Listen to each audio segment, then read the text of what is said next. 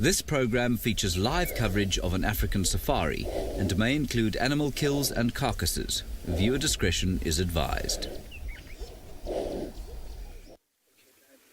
We are in South Africa for a beautiful safari, and it's much warmer out here. I hope you've got your things because it's live and interactive just for you.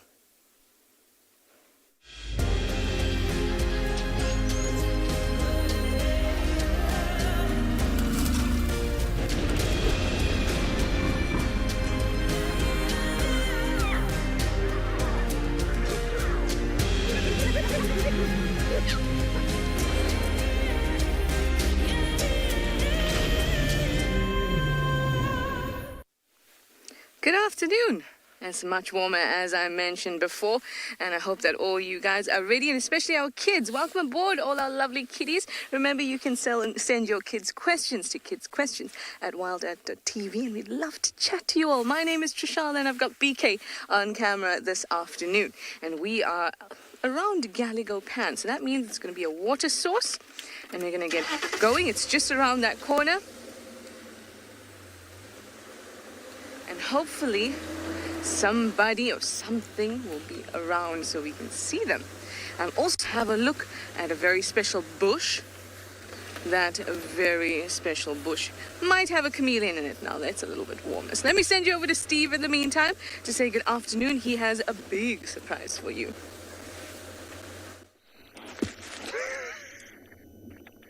Good afternoon, everybody. Welcome to my vehicle just down the road from TRISHALA. My name is Steve, and I'm joined by Darius on camera. Welcome to our side of the show. We have got some elephants over here for you. We're on our way to Chitwa. We thought we were going to go just check out Chitwa, boys and girls, and show you some hippopotamuses and maybe a crocodile, and who knows what could be down there. Hopefully some elephants drinking. And on our way down, we found some elephants. So I'm sure Trish has asked you to send through your questions at kidsquestions@wildearth.tv. We'd love to hear from you. Here's a little fellow. Now, you don't find elephants of that size on their own, boys and girls. So if you do find one like that, you almost be 100% certain that mama is nearby. So what I'm going to do is I'm just going to start up the vehicle and just move a little bit further forward because I can actually see a whole lot more elephants over there. Are you ready? Are you excited? I'm very excited. I love elephants. Just crawl up ahead here. Now you can tell very early on that they're relaxed. You wouldn't see a baby like this out in the open, an adolescent, if mum or the herd was not happy. And here we go. There's a lot of them over there in the vegetation. Let's try to see if we can get you a good view.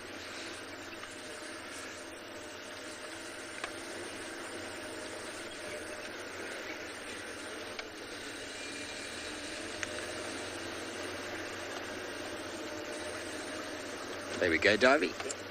There we go. We've got 1, 2, 3, 4, 5, 6. Total of 8, 7, 8, 9. A total of 9 already that we've counted. The elephants are busy feeding. Quite wonderful to be able to get this close to these giants. To view them doing their natural thing. This guy on the left, can you see what he's doing, boys and girls? He's grabbing the grass and then he's kicking it with his foot so that he's breaking the roots, and he's basically just getting the top of the grass, like mowing the lawn, really. He doesn't want the sand today. Oh, there we go. He got a bit of sand. Now he's hitting the sand off. Have you ever had a sandwich on the beach? You always get sand in your sandwich. It's not very nice on the teeth. Elephants try and avoid eating sand, but every now and again they actually do eat certain kinds of soil for minerals.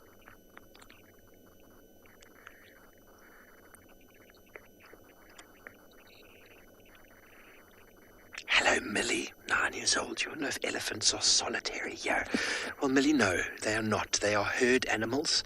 They love attention. They love hanging out We call them social animals, but in saying that, you do often find big bulls on their own. They're just big and they get a bit grumpy sometimes and they just go hang out on their own for a little bit of time. But whenever they can, they'll spend time with other bulls and they'll also follow these herds. But the big guys don't really like hanging out with the herds if they don't need to. There's lots of noise and tantrums, and like that little fellow, isn't he just adorable?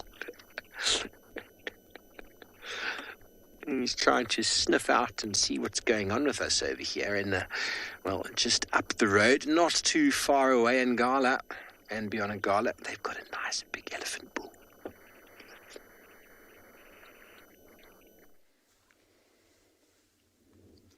Good afternoon, everybody, and welcome to And Beyond Ngala.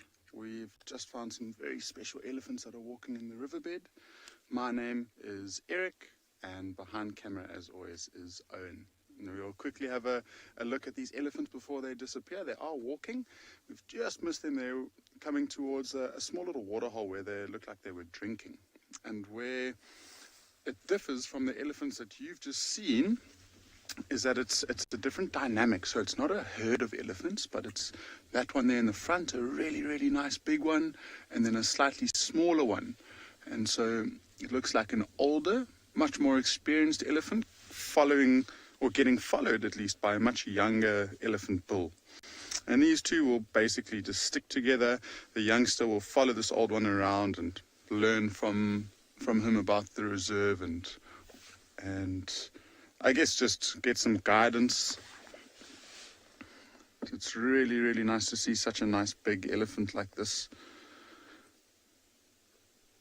And the one on the right hand side seems like it's got a slightly damaged cartilage. You can see it folded over. I wonder how that happened. Sure, it's just maybe a slight birth defect. The way that they're heading is pretty much straight in the direction of where we saw this large herd of elephants that we ended the show off with this morning. And if you look at that one in the front, its trunk is very low down to the ground, and I'm sure it's just following the scent of that herd. And I'm sure he'll be making his way to try and figure out if there might be a female that's ready to mate. I'm just getting as much information within that scent trail that he's following. And just look at how steep the incline is there. He will choose the easiest way, but it will be quite difficult for them. You might see the head shaking back and forth as he's trying to get up that steep gradient. He chose not to. It looked like he was going straight there, and he changed his mind. A bit too much hard work in this late afternoon sun.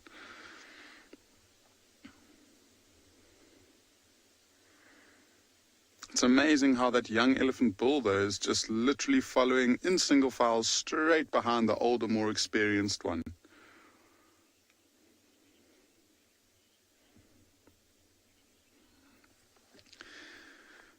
So these elephants, I think, are going to disappear shortly. We are going to continue on with our game drive and see if we can find some really cool things for this afternoon.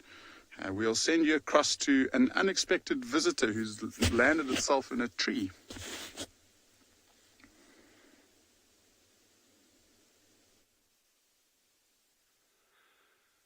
Good afternoon from another absolutely stunning day here at Swallow Kalahari Reserve. It's really, really such a relief and so good to be back with everyone. Jean-Dre, my master cameraman, on helping me out there, and my name's Dylan. For those of you who haven't met Jean-Dre and myself yet, I'm in a fairly unusual place here. We'll be chatting a little bit about these nests this afternoon as we go along. The reason I climbed up here is just to kind of give you some idea of the scale of these actual nests. These structures are massive, and this one that I'm actually sitting on, in terms of nest size for sociable weavers, is kind of average. So I mean, they can get a lot larger than this. And just to highlight the fact that you think you know a little bit about species, but then you start realizing how little you do know. And as I'm sitting on top here, you kind of, when you say, okay, well, they're going to go collect some nesting material, bring it back, and they're going to make the structure. And you kind of, there's like some coarse stuff on top, and they're using the grass underneath for for the nest chambers and lining it. But when you're sitting on top here, you realize how spiky it really is. And so many of the components of the top of this nest are very, very, very spiky and thorny twigs. And in fact, I've just made a very, very brief selection. I've counted no less than 7 different species of twigs and branches and very twiggy kind of grasses that they're actually using for the superstructure of this nest. And then obviously the stuff that they're using on the inside for these nesting chambers will be a lot finer, because that'll retain heat and help insulate the nest far better than this very, very coarse stuff.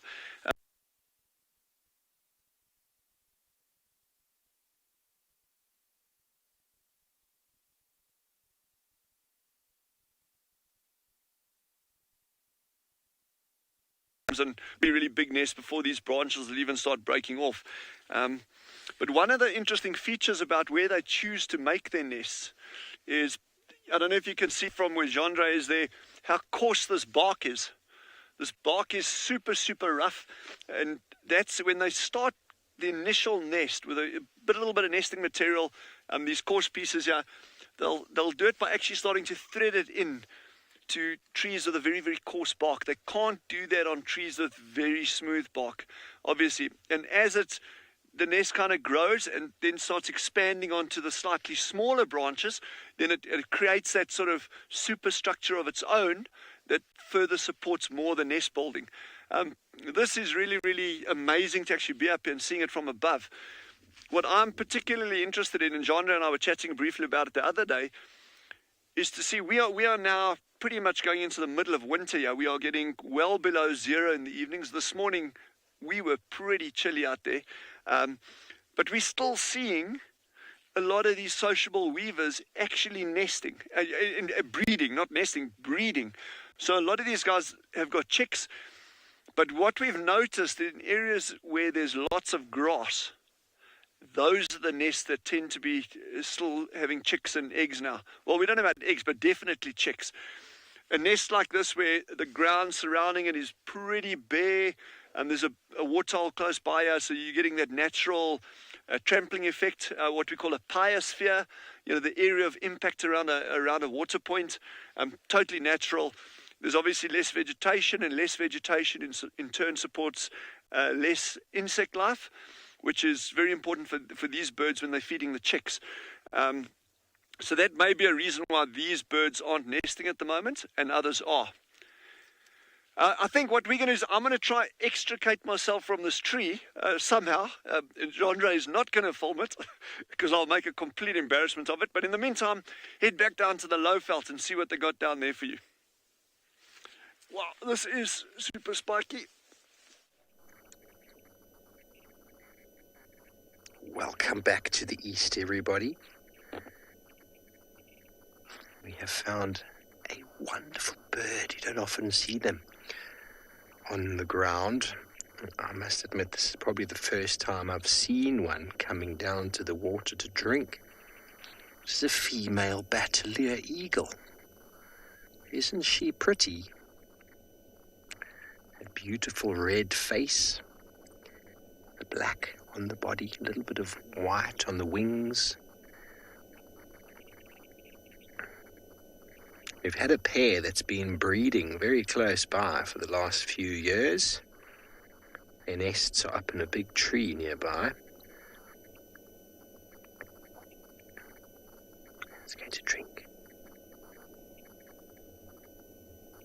That looked tasty. See, even these big birds are a little bit reluctant to drop their head. Danger comes in all forms out here. They feel far safer when they're in the tree than they do on the ground. Eagles are not really designed to be walking on the floor.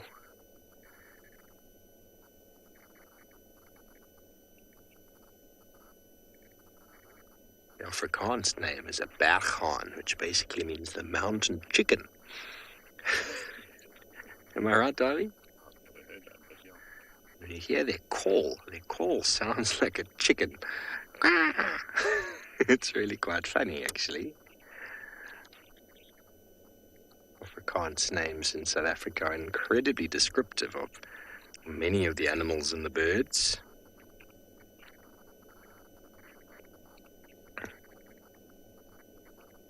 But probably one of the most easily recognizable of our medium to large size raptors here, with that red face.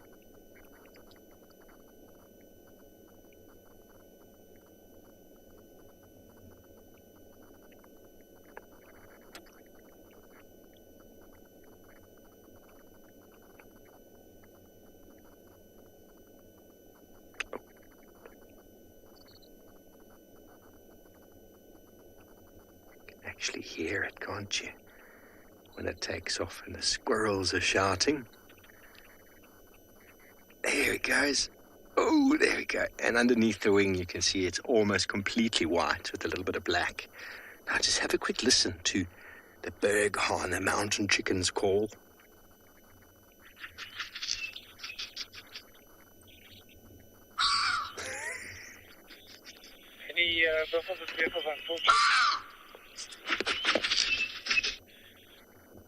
Isn't that so funny? Well done on that shot, Harvey. There it goes, the flap, flap, flap of the batelier, as it looks like a tightrope walker walking along the pole. Magnificent. Okay, boys and girls, well, we're going to move on from here, go down to our favourite watering hole, Chitwa Chitwa, and while we do so, let's send you over to Trishala, who's looking for a chameleon.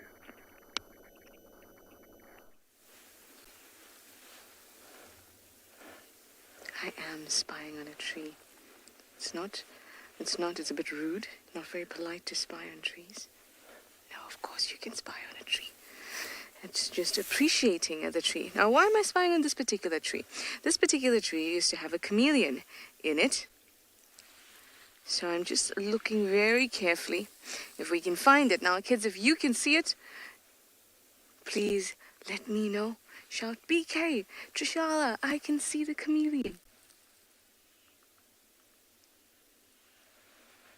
But I think that we are not in luck. I'm going to just step back into the vehicle. I also could hear a woodpecker around, but I can't see it. Let's see if we can hear it together.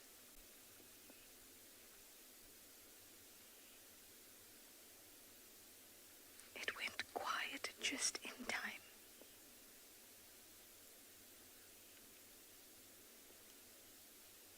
Do you know what a woodpecker sounds like? It goes tick, tick, tick, tick.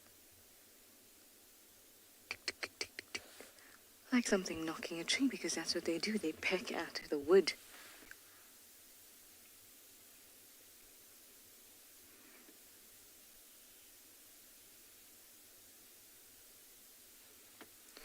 The woodpecker seems to have flown away from me. That's okay. There is a tree not far away where I know like woodpeckers like to hang out. So I'm going to go visit that tree. Maybe we'll be able to see some. What do you say? Let's go.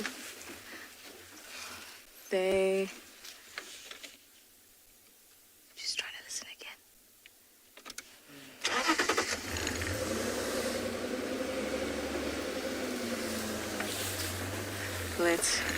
Let's go see what we can pick up. Hold on. There we go.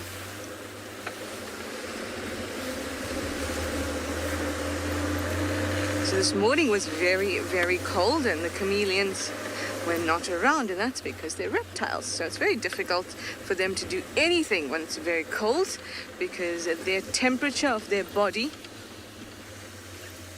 is maintained by its environment. So if the environment is cold, the area around it is cold, the air, then its body gets cold. And when a body gets cold, all the workings inside to make sure that your blood is moving about and your heart is pumping and that you're burning up glucose to make energy, all of those things start slowing down. So they try to stay very, very still, although they stay still anyway. But they try very much to not do anything that's going to use energy, because they have none to give because it's so cold. So I thought, because it's a little warmer now, it's 22 degrees Celsius, 72 degrees Fahrenheit here in Juma. Because it's a little bit warmer, I thought that maybe, just maybe, they'd be out. But it is a lot more difficult to see chameleons during the day. BK, there's a tropical tent spider's web just in that buffalo thorn there. I think that's probably the nicest view.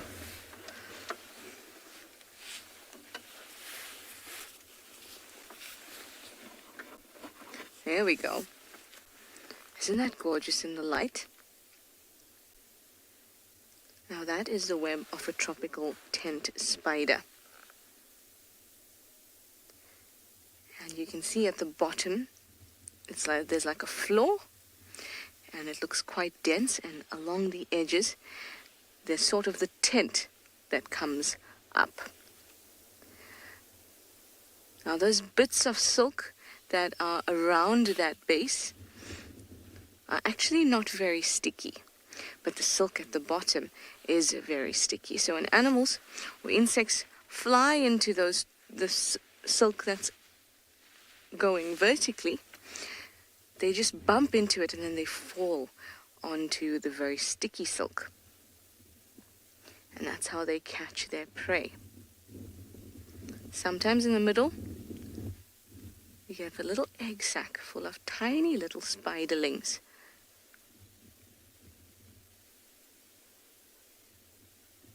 But this one doesn't have any. Now, to survive the winter, there's a few things that insects can do. And arachnids as well. Basically small, tiny little critters. And one of the things that they can do is be in a particular phase of their life. So they're not adults when it's cold. Then they will die because it's not the type of environment that has lots of resources or lots of food or water. So when it's very cold, spiders and other insects, spiders are not insects, spiders have 8 legs, so they're arachnids. Insects have 6 legs. So during this time, maybe they'll be in an egg, maybe they'll be in a larva stage, pupa, and that's how they'll be able to survive the winter. Other strategies for surviving the winter include estivation. That's what reptiles do. And that's when they just take a pause. It's similar to hibernation, but hibernation is a very deep pause, whereas estivation is just a subtle pause. If something changes in the season, maybe one day it's sunny, one day it's not, then they can wake up from that estivating state and go about collecting resources. So many animals during this time will be thinking about, what can I do about the winter?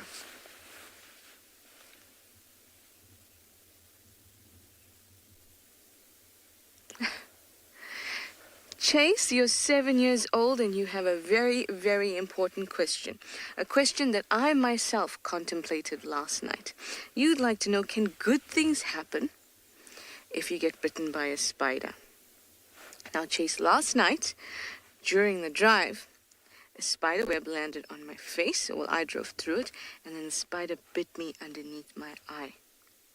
And I thought to myself, could I become a spider girl after this? Unfortunately, I woke up much the same as I did when I went to sleep. So no great things happened to me, unfortunately. But there is something that can happen to you if you get bitten by spiders. That is a good thing. And that is, you might actually get used to the venom.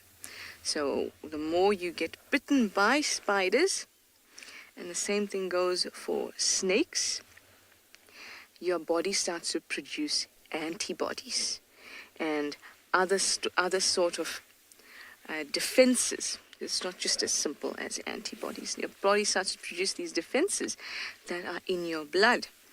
And the more often you get bitten by these things, the easier your body can actually cope with it. So that's one of the good things about getting bitten by spiders, but you have to get bitten by a lot of spiders.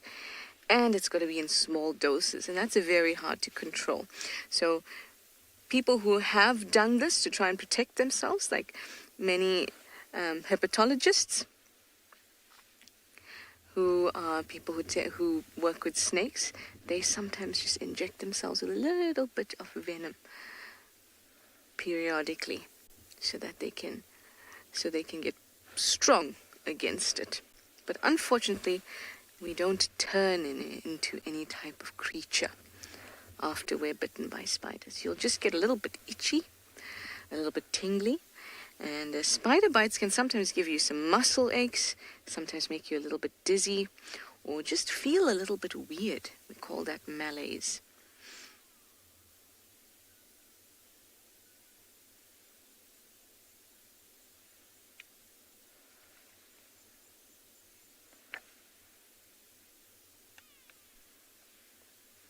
Ah, Joshua, you're 11 years old from Australia, and you have a very cool question too. Why is it called a buffalo thorn tree? Well, that's because it has some really nasty thorns in them. They have thorns on both sides of the stem, and one thorn goes straight out, pointed, and the other thorn curves, so you can very easily get stuck into that tree, and it can be very, very nasty. I have gotten stuck in that tree very many times, and it is not pleasant. But if you have very thick skin, you can use this tree to help protect yourself, and that's why it's called a buffalo thorn tree, because buffalo are known to sometimes, when they're pursued by a lion or any other creature, maybe some hyenas are around, whatever it is, but mostly lions, when they back up into this tree, those lions can't get to it because their thick hide protects them, but the lion or predator doesn't get protected and can actually get quite injured, like myself on many occasions. That's an excellent question. Thank you guys very much. Now, Steve has something special for you, and I believe it's a little bit stripy and a little bit horsey.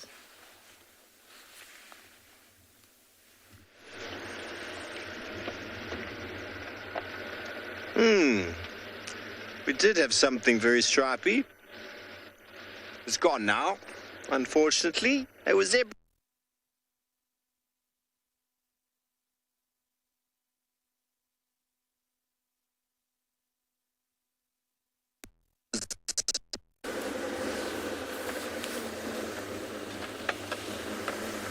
Sorry, guys. I think maybe all the excitement about seeing the zebra with Steve must have just made everything too excited.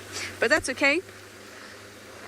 You still have me, and now we've just moved along from the buffalo thorn tree and the tropical tent web spider. And we're cruising along and see what else we can find. Now, around camp, there has been a naughty hyena. Now, usually I don't like to say that animals are naughty, but when they start to follow us and steal plates from the sink, jump up onto the sink and things like that when we're not there, then I think that they're being naughty. So I'm actually going to go swing around and see if we can find it.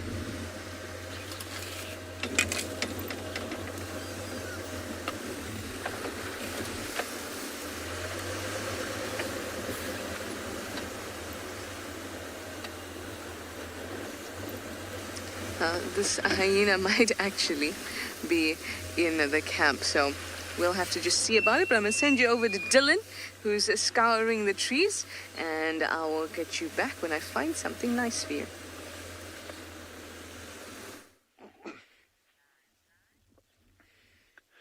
So we've got a stunning little bird here called a pearl-spotted owlet. It's kind of sitting right in the shadows there, deep in the shade. So it was a very, very lucky spot. You can actually call these birds in pretty easily, but I'm not a big fan of doing that for various reasons. One of them being is that, their calls are territorial. So, if you start calling them, it acts as an aggressive sound to them, which is not great. And also, you never know if they're breeding close by. Okay, these ones are completely out of the nesting season. But still, it's just really nice when you find a bird like this without doing any call-ups. So that's really, really cool.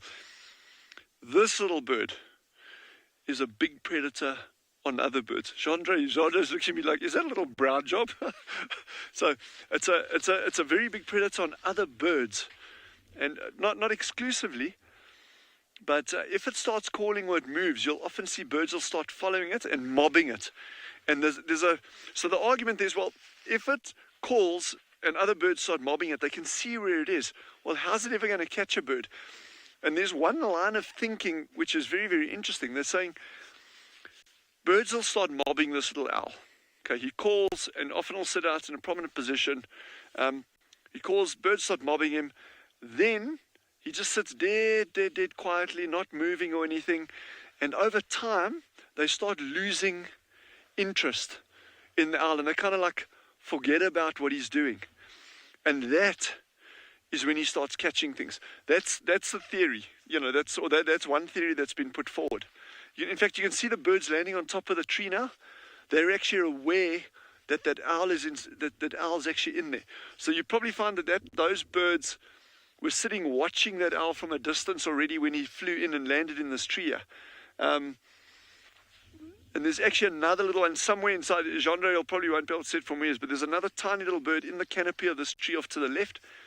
And now you're not going to be able to hear it through our mics, unfortunately, but these birds are actually starting to alarm call. So now they're saying, "Hi, owl, we know where you are, we've got you." And that, again, with any predator, that's where the waiting game comes in. If he gets an opportunity of catching those little birds, they're minuscule. They're probably, I'd have to check exactly what the figures are I'm going on. They're probably 15 centimeters, 16 centimeters tall. The smallest owl we have, compared to the giant eagle owl, those of you with us with the giant eagle owl, there's a bird that's getting over 2 kilograms, the big females. This little guy weighs a couple of grams. I'm going to thumb suck and say 150 grams. I'll actually have to check that up for you. But they're very, very small little owls. But even then, they're capable of catching things their own size, doves, that kind of stuff.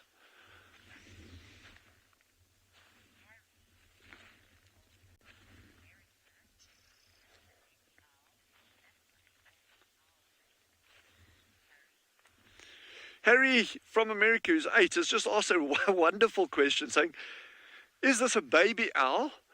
It is called a pearl-spotted owlet. It's not a baby owl. This is an adult owl, Harry, and this is as big as they get. So they're very, very small.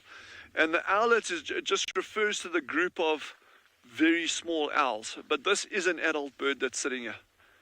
I wish we could actually get a slightly better view of him in the open. But if we move the vehicle, if I walk closer, he's probably just going to fly, which I don't want to do. We've spoken about it before. The ideal situation for approaching animals is to, when you're viewing animals, is to view them without any kind of impact on them. So I think we're going to head over to Ngala and see what they got on that side. Then Genre and I just going to carry on down here.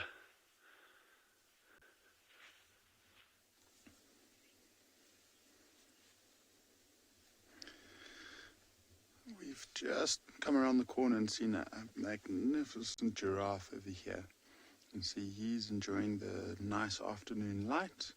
So we've done well with the 2 largest animals that we can offer you here on safari. And this one is just a wonderful specimen, quite like that elephant we saw a bit earlier. So he's just been sitting very still. We got the opportunity to do exactly the same, and we think we heard some impalas alarm calling in the distance. And it might be one of the reasons why he's just decided to stop and just listen to his surroundings to make sure that there is no potential threat. And just look at his head now that we get a nice close-in shot of him. And as he turns, quite a lumpy forehead. And those are all basically old little calcium deposits that have turned to bone over time. And so that head just gets heavier and heavier and heavier as they get older. And a heavier head equals a much heavier and powerful weapon. And so when he uses this long neck of his in a fight with another male, that head is going to create a lot more impact, and he might be able to cause a lot more damage. And just as we go down, look at how dark this male is. I mean, those patches are pretty much black in color.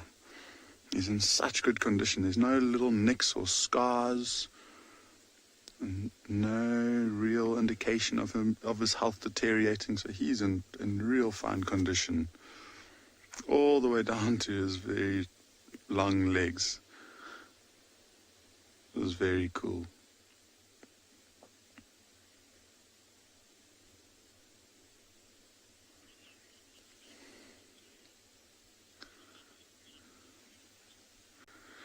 Yeah, so I don't think we'll be going anywhere just yet. We might stick around just to see if he decides to move any closer. But apparently Taylor's got some hornbills being quite active, so we'll send you over to her quite quickly.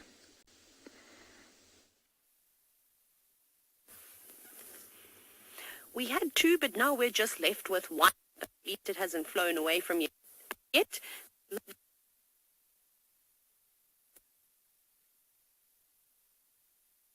On the road. We did have a few more animals for you, but they have since run off, but maybe we will at some point.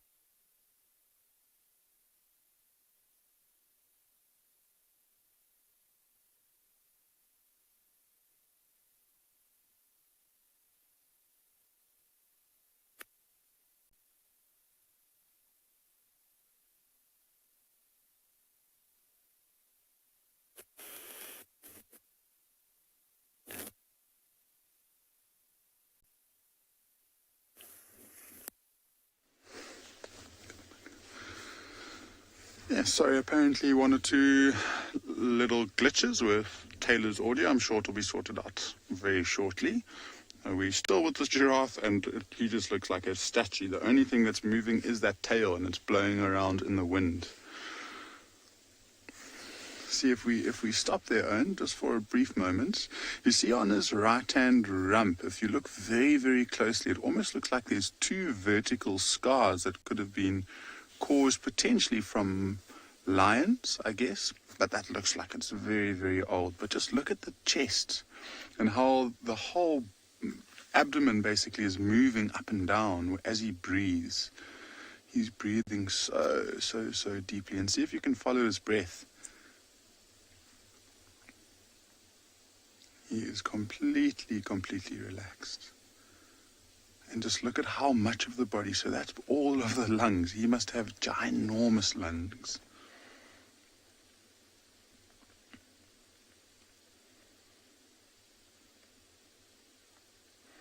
And such a big, powerful neck muscle too. Must be a formidable force when he decides to swing that neck and fight with another one. It'd have to be a very, very brave giraffe to be able to try and challenge him.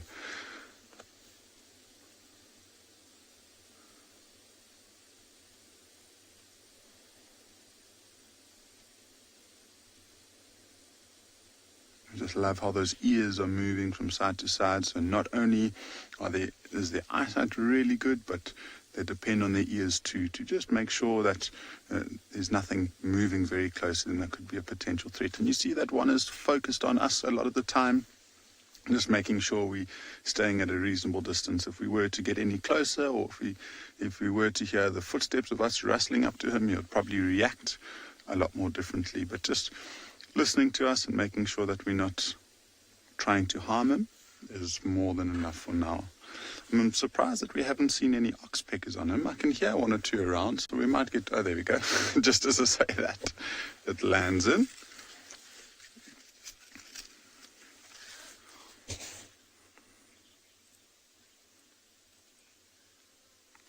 So, Brogy, you're asking if there's different nationalities of giraffe.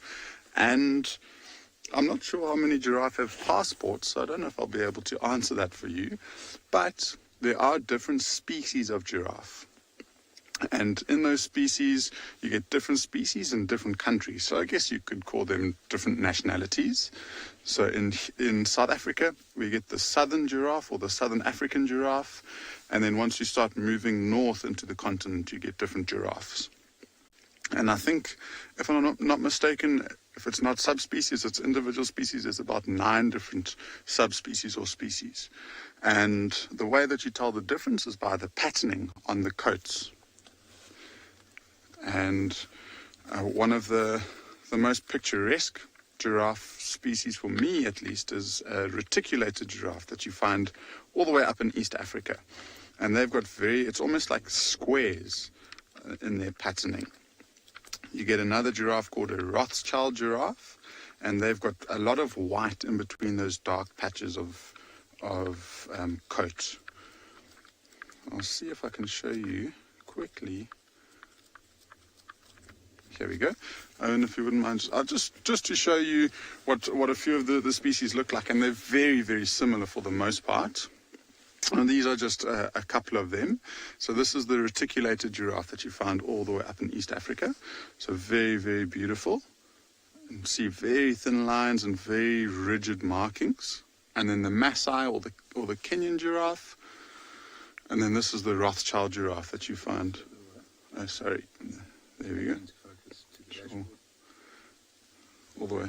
Better.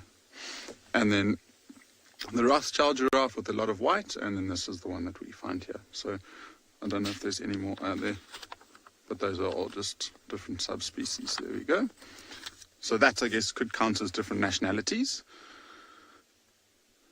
Yeah, cool. Looks like this giraffe is moving around. No, he's not actually. He's just moving his head. Let's go back to him.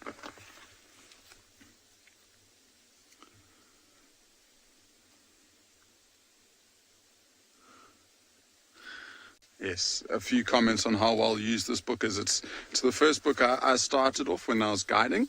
So it's been with me for about 5 years. It survived countless rainstorms and countless times me dropping it in the sand, but it's still one of my favorite books to use.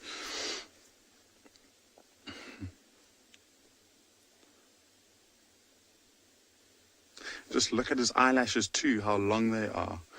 And not only the eyelashes, but if you look around his muzzle, you can just see the faint black hairs. He's got more hair on his chin than I do, unfortunately. So I think, are going to move on from here. I mentioned a little bit earlier on that there were some impalas alarm calling. We might go and investigate. And so whilst we're driving around having a look to see what there might be, we'll send you across to Tsali Kalahari, who's got another small little owl for you.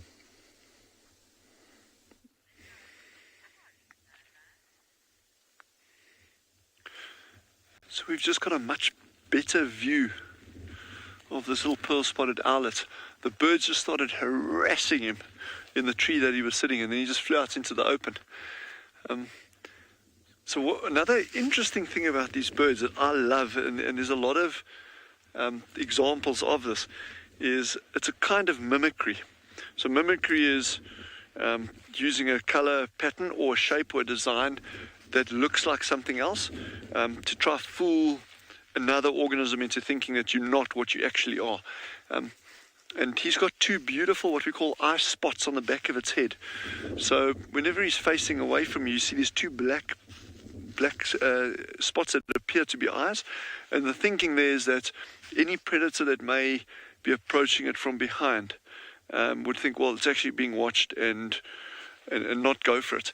I don't know how accurate that is. I mean, you'd actually need a whole lot of data and sample sizes through solid research to say, well, in a population, X population of owls, here's a control and here's one with the eye spots, and the control gets eaten so much more than the ones with the eye spots. Then you'd have it.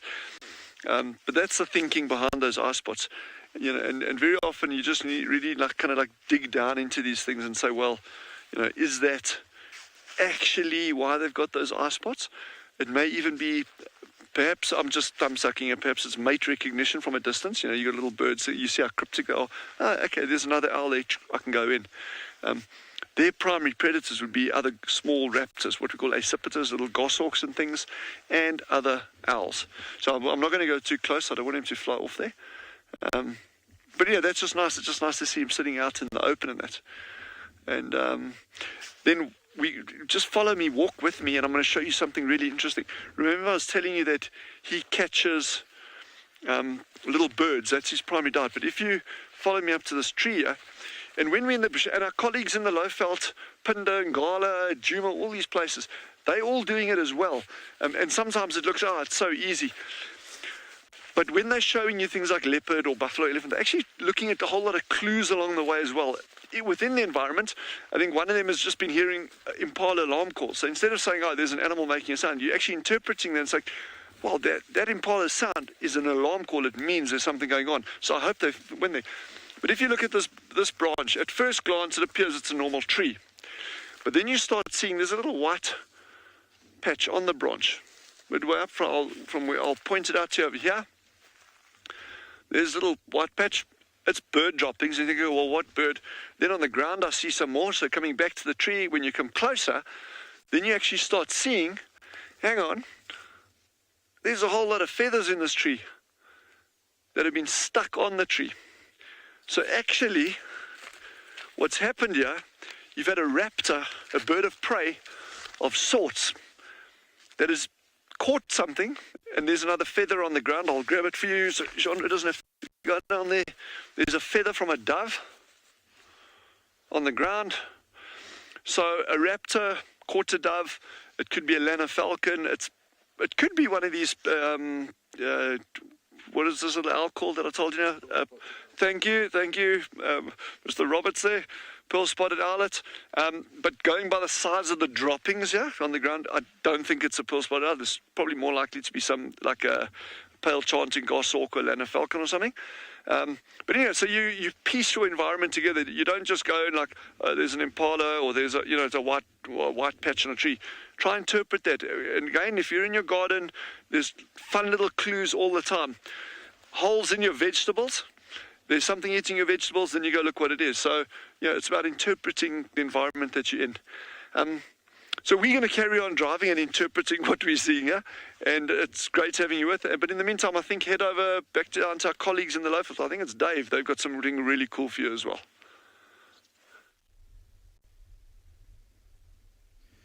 Good afternoon, everyone, and welcome to Ambion Pinder Private Game Reserve. My name is Jared, and we've got Marcel behind the camera today. Please do let me know if I have done a fairly good attempt at the Dylan walk-in for dramatic effect. I'm sure Dylan will have a chuckle at that. So I'd like to thank all the kids who have been watching for the last 45 minutes. Please do remember to keep watching, but we are opening the floor now to all the adults for questions, so we will field questions to both kids and adults. So you might wonder why I'm off the vehicle. And we're actually in a very special part of the reserve at the moment. You can see that it's a fairly open area where we are here, and it is known as the floodplain. And one of the reasons why this particular floodplain is special is that it sits on top of an ancient coral reef. So the ocean, which isn't too far from where we are here, once upon a time was exactly where we are standing, and there was a coral reef here filled with an abundance of different types of fish and marine life. And now it's formed a nice open area, and we've come to look here for black rhinos. Now, you might think that's quite strange, Jared. Why are you walking or looking in an open area for black rhinos? Well, you will notice around the outskirts of this open area is thickets, and to my west and south there's some more thickets, and all the thickets surrounding this area is favorable feeding type, favorable trees for black rhino, like sicklebush, tambuti trees, formerly known acacia trees, which is now known as Senegalia and Vakelia. And so we've come here to look for black rhino.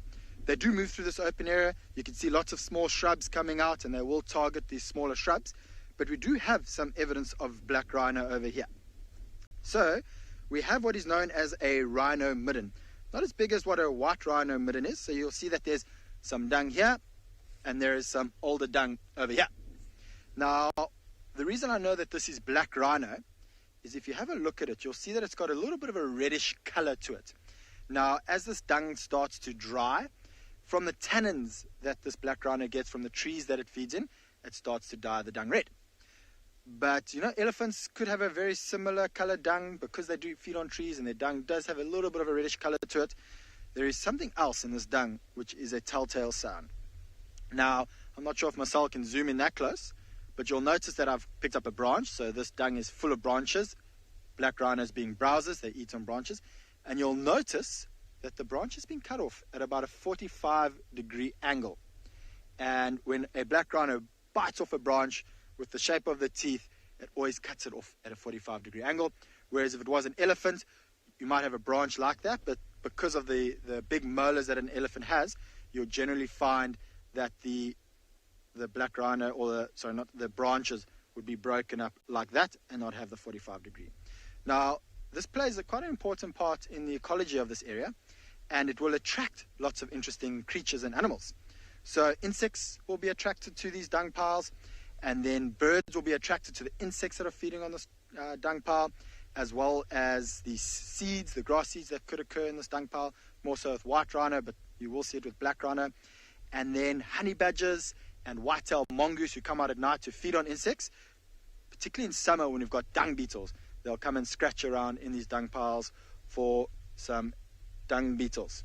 Now, I did see a sign that a beetle had been fed on around here, but I can't see it now anymore. Oh, I stood on it.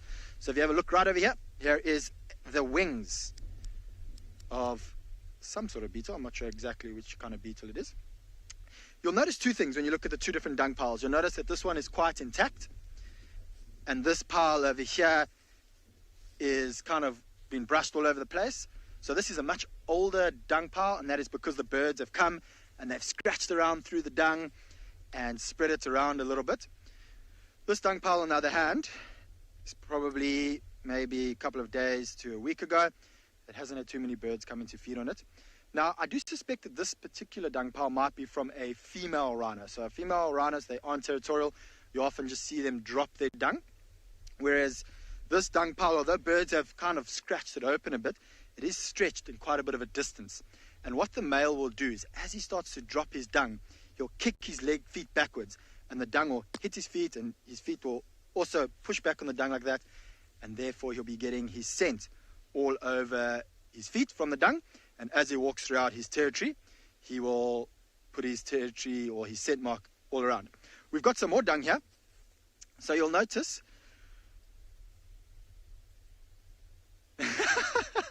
Alicia, you're asking, can I get sick from digging through this dung? I don't think so. So if this was from a predator, from the rotting protein that the predator's scat would have, so when we talk about dung for a predator, we talk about scat, you would not want to touch that. There's lots of bad bacteria in there that you can avoid. I'm pretty confident that if I had to put my finger in here and put my finger in my mouth, probably nothing will happen. There's something that we do with kids, which is quite fun, is we all stand in a row and we take impala dung, which is much the same as this, just grass, and we put the impala dung in our mouth. It's called impala drolspuch.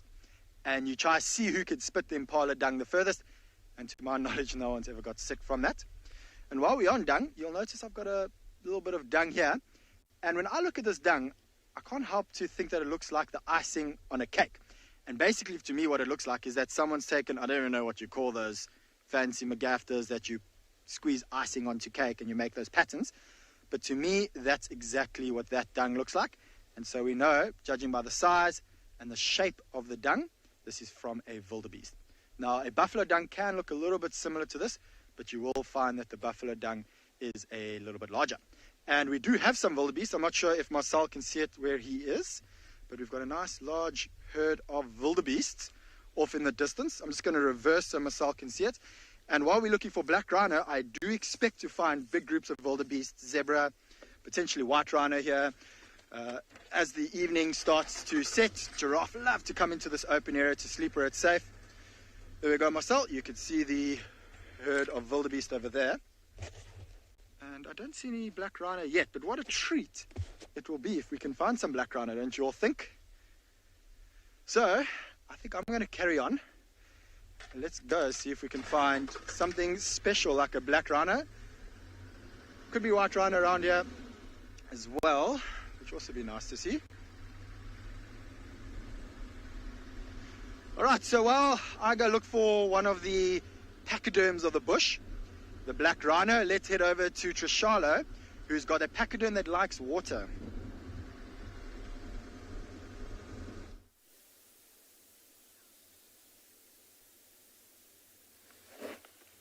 Yes, I do. First, I wanted to tell you guys that it was a Loch Ness monster, something like that, but then it popped its head out. We're here at Treehouse Dam, and I'm very happy to see that there's a hippo in here. Hopefully that means that the water is good.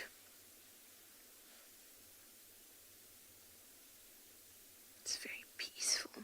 And this hippo is very comfortable and very happy, if I can determine hippo happiness. But it's almost sleeping a little bit, I think, because when we arrived, it didn't move at all and was kind of resting against a little branch on the side, eyes closed, and now it is now let's just say it's resting.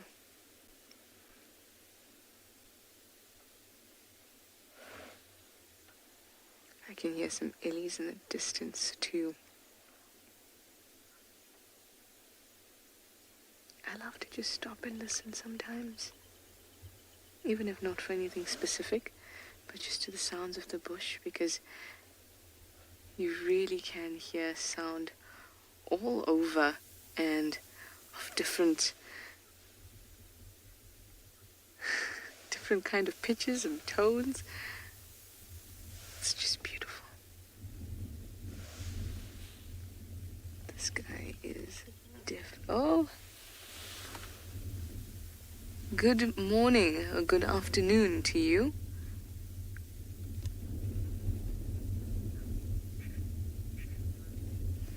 Brian, you'd like to know if hippo ears are made out of cartilage like human being ears. I would think so. Can't say that I've thought about it on its own, but I would think so, and that's because cartilage provides a structure, sort of a scaffolding, and ears need that because ears need to be propped up to create a cone-like shape or a cup-like shape, so that we can determine sound direction and we can funnel sound into and focus into the inner ear. So I would imagine that it would need, in order to be out like that, cartilage to stick that way, because skin, if it were just skin and tissues, you just get kind of like a wart on a warthog, but in a rounded formation. And I don't think that that would be very valuable, because also the skin there would be very thick, and you need skin and ears to be quite thin.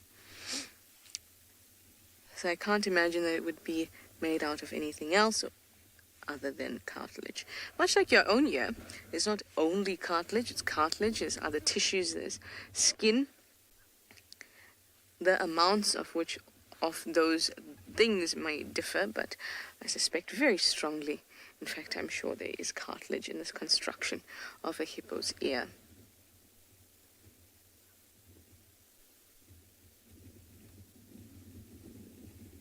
He's almost shy. Now you're having a conversation about poo, and no conversation about poo is complete without talking about humble Pua the hippo.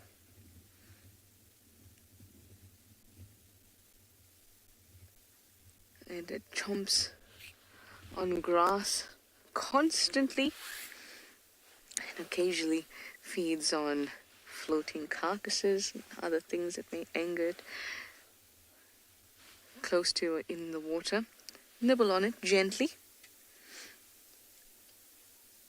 and their poo provides something extraordinary. It allows nutrients from outside an aquatic system to enter the system, which is very, very important, because usually those systems are quite separate, and things that grow on water's edge and in the water, adapted to that. And the hippo brings to the water, and it just adds for variety. And the presence of hippos in water has shown to actually increase the abundance and biodiversity in the water, but not too much, or not too many hippos, because once you have too many hippos in a small water body, especially one that's not flowing, then you get lots of bacteria that are busy using oxygen that's in the water, and then the water quickly becomes oxygenless or anoxic, and then fish, etc., in there don't have the time of their lives. In fact, they probably die. Lots of them do. 3-2, you'd like to know if hippos float or they constantly tread water. Hippos actually bounce off the bottom. So this hippo, to be like this, would have to be standing. So theoretically, as per a paper published a few years ago, all mammals can swim, with the exception of a few primates. And that includes a hippo and its friend that has now joined the water's edge. You don't see this very often. Hello, Warty. Oh, you could have a drink. You're so sweet. We were just talking and comparing your warts to a hippo's ear. Sorry, guys, I got distracted by that. But the hippo does not float because it is a very heavy animal. It would take quite a bit to make them float, and their fat is not enough to keep them floating. It will give them a little bit of buoyancy, but it's not enough to just keep them permanently floating. So this hippo would actually have to be making contact with the base of this dam.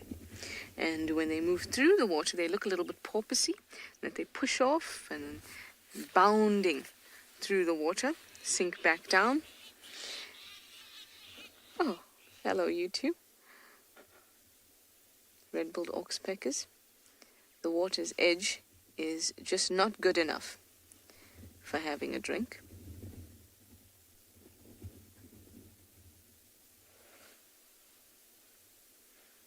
This is a very active treehouse dam, guys.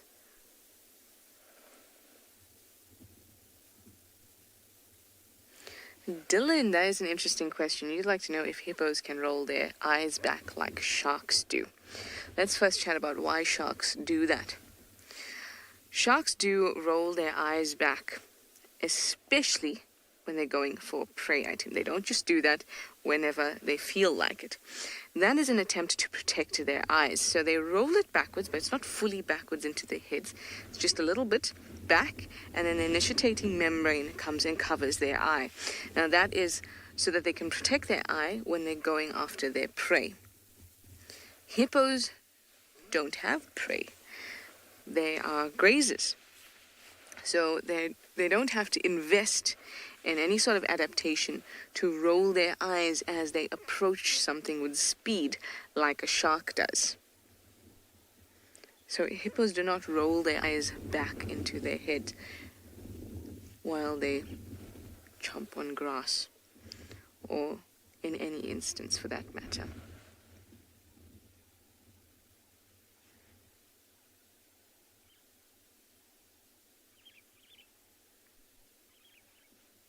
What they do have is an excellent position of their nostrils, their eyes, and their ears, so that they can keep the majority of their body in the water while still having most of their senses out and about and constantly surveying around itself.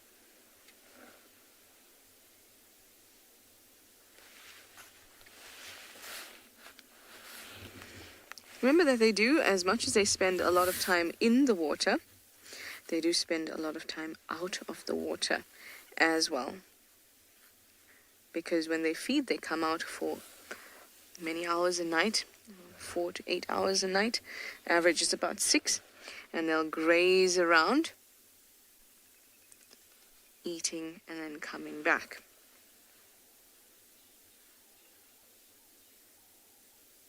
And they do this at night because their skin is very, very sensitive.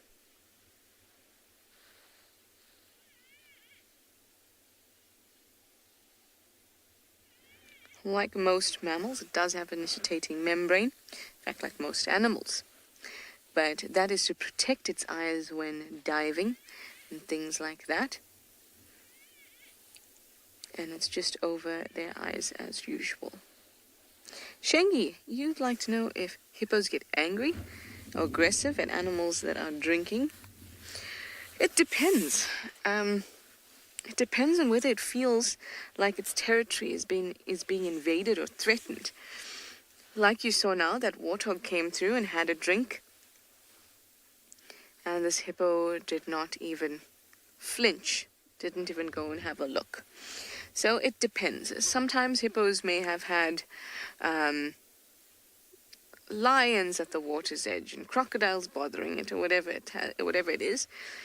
And then after a day of being bothered by certain animals, then antelope comes along and drinks, and the hippo is already feeling agitated and irritated, in which case it can be aggressive.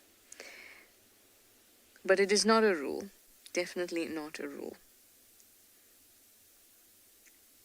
They are fiercely territorial, and the water is their area, their spot, their territory. It's their space of safety. And if they can't get to water, they feel very, very, very vulnerable. And that's when any animal can become aggressive, no matter what that is. You put an impala in a corner, and you're suddenly coming towards it. There's nowhere else it can go. There's no escape, and it's starting to feel very vulnerable. It can do a lot of damage to you. It doesn't matter what animal it is. No animal wants to feel like it's cornered and vulnerable. For hippos, that safety lies in the water.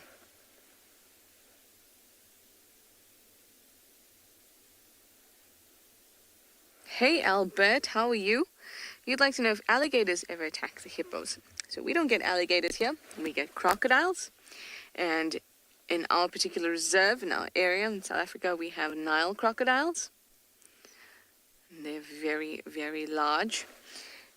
Occasionally there will be interactions between a crocodile and a hippo, and that's because they share the same area. They share water, and they share permanent water bodies. So there can be some aggression between the two of them, but neither seeks out the other. It's a strange thing. I can't remember when the sighting was, but we had an impala who was in Chitwa Dam, and the impala jumped into the water being pursued by wild dogs, and the crocodile got it. And because this crocodile was creating a commotion in the space that the hippo found to be its safe space and its territory, it understands it shares this area with the crocodile, but because this commotion was being had, and for some reason it bothered this hippo, the hippo then went after the crocodile. And that happens again depending on how this hippo is feeling today, what experience it has had in its lifetime with crocodiles, whether it's had a totally fine time, not had to deal with crocodiles in its space. Maybe the blood in the water is bothering it, whatever it is. A hippo can get aggressive towards a crocodile, but I haven't seen it as much the other way around. Can still happen. Crocodiles being quite aggressive with hippos, and calves can be taken by crocodiles, but again, being in a pod of hippos, you are fiercely protected.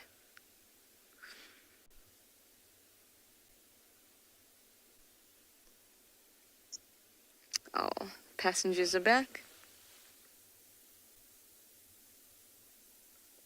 Yep, gotta have a drink. So cool. Anyway, that was awesome. Nice time at Treehouse Dam. So I'm going to send you over to zebras climbing a hill, and I'll see you in a bit.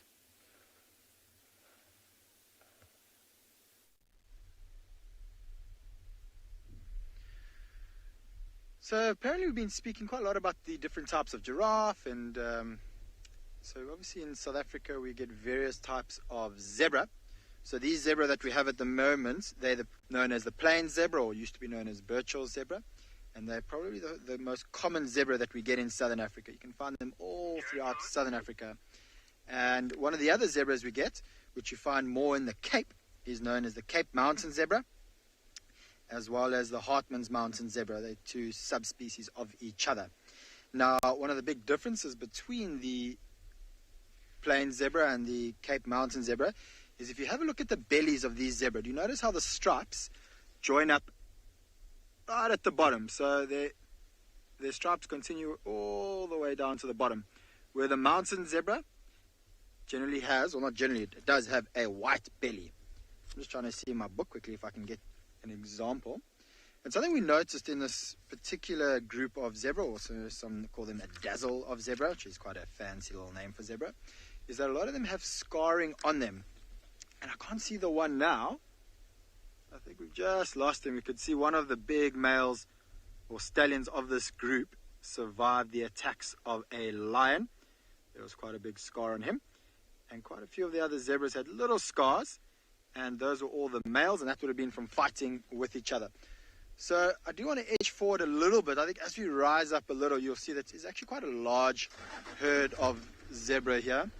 I counted about 30 or so, although we can only see about 4 or 5 now. Oh, big bump. Hold on, everyone. I will stop shortly. And I can see the male with the big scar on his rear end. So Marcel, if you look straight over my head in the middle, you can see the big male. Now you'll notice there that the stripes do not join up. And that is quite a significant scar. Doesn't look fresh, so maybe a couple of years old. And probably what would have happened is that the lion could have been even in this area here, would have been using the yellow grass to stalk up on these zebra, would have pounced from behind, and as it managed to grip onto that zebra, he probably bucked and reared and managed to kick that particular lion off. But at the moment, these zebra just want to keep showing us their rear ends. Now, something also to look for with zebra is, do they all have their tails? And often when zebra fight, not often, but occasionally when zebra fight, they do nip at the tail, and sometimes an infection will set in and that tail may fall off. So it ends up looking a little bit strange.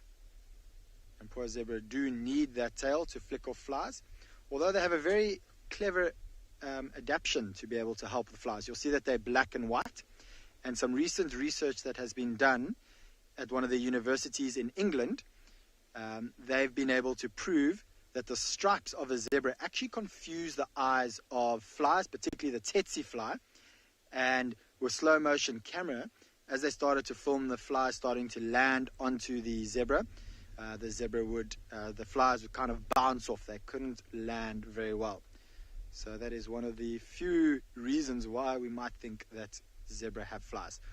All right, well, while we keep watching the zebra, let's head over to Tswalu to see what they have for you all. Okay, you're going on Springbok, eh? That sounded like a fascinating discussion Jared was having there about mountain zebra, and I'd love to try show you some more of our Hartman's mountain zebra, but in the meantime, we just spotted this little gemsbuck, a springbok, lying down there in the grass. And we're just actually marveling at how well camouflaged it is. And if you think that the majority of your animals see in shades of grey, so we say black and white, it's kind of like shades of grey rather, and some of them have various degrees of colour vision as well. But if you're a predator walking along, let's say I was a cheetah and I was walking along through this grass, I'm standing kind of just over knee high now, So if I was a cheetah like this, looking for prey, this is the kind of height that they'll be moving at. That springbuck, for all intents and purposes, disappears completely in this landscape, especially in light of the fact that it's lying down, it's not moving, and its colors blend in so well with the environment.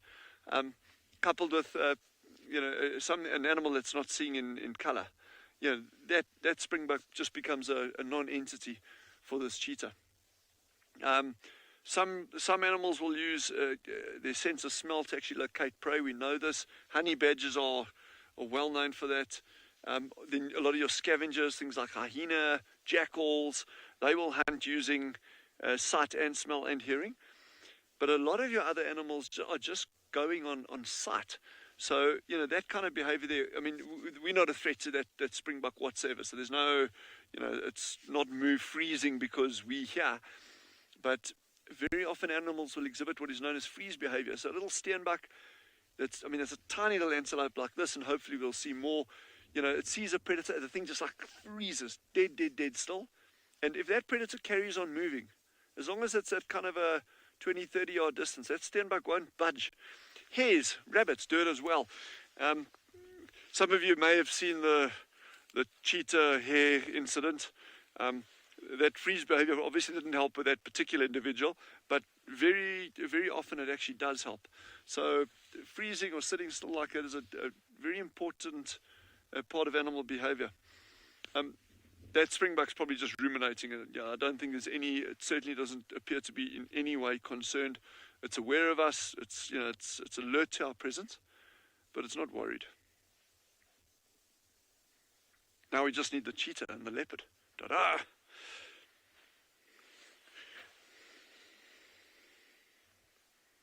What a beautiful landscape. There was a wildebeest here somewhere now. Can you see him? No. We had a...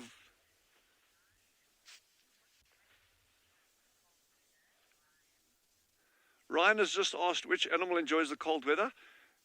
Can I answer polar bear or penguin? But no. It's a good question. Again, on a number of different levels. It's touching on the one, which animals could handle cold weather best, as opposed to what animals actually enjoy cold weather.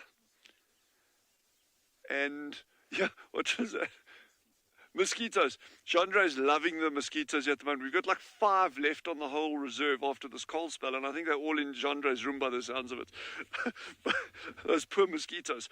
But yeah, so in terms of animals actually enjoying stuff, we know animals do. That's why your domestic dog would love it. It loves to come up to you and get cuddles and scratches. And that's obviously, there's a clear enjoyment to that. But in terms of environmental conditions, there's parameters that any animal can function optimally in. And I'm talking now specifically in terms of temperature. And that range could vary. I'm guessing a penguin probably doesn't function, and an emperor penguin doesn't function at 40 degrees that well. It'll be a lot less. Now, an animal out here, that springbuck over there, if the temperature hits -9 at night, that is far, which it does occasionally, that is far from being an optimal temperature for that animal to be moving around in. We've got these lovely little armored ground crickets, and we actually, I'm trying to find one here now, we're seeing less and less of them, but this cold spell is actually killing off these armored ground crickets literally every evening. So I don't think animals enjoy super cold weather.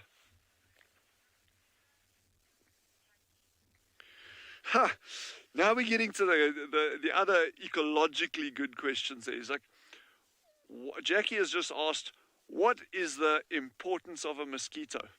Well, number one, they keep Genre awake at night.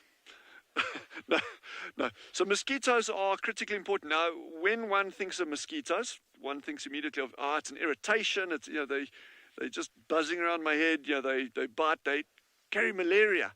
These are like, okay, well, what are the redeeming features of a mosquito? Well, it's only the female mosquitoes that actually feed on blood.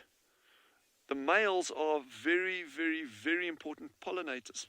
And you know where we'll be without pollinators? It's not going to be a very pretty place. Obviously, there's a lot of other important pollinators as well. Bees are like, springs to mind immediately. Butterflies, hoverflies. There's a whole range of cool pollinators out there.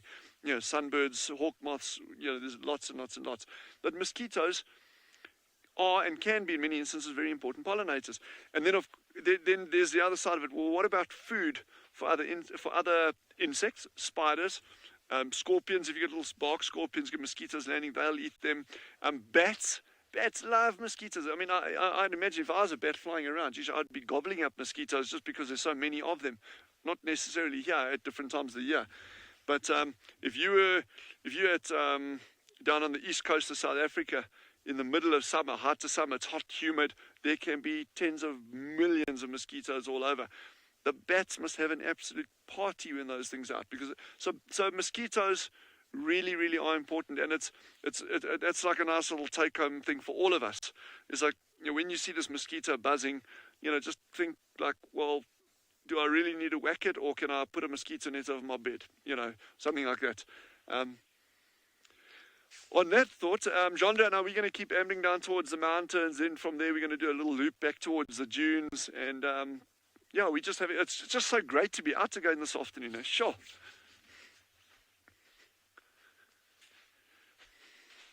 What a beautiful, beautiful afternoon. And how's those mountains? We're actually hoping to find a little herd of mountain zebra. We've got Hartman's mountain zebra.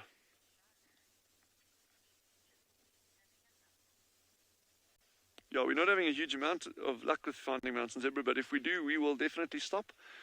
So in the meantime, I think head over to TRISHALA and see what she's after that side.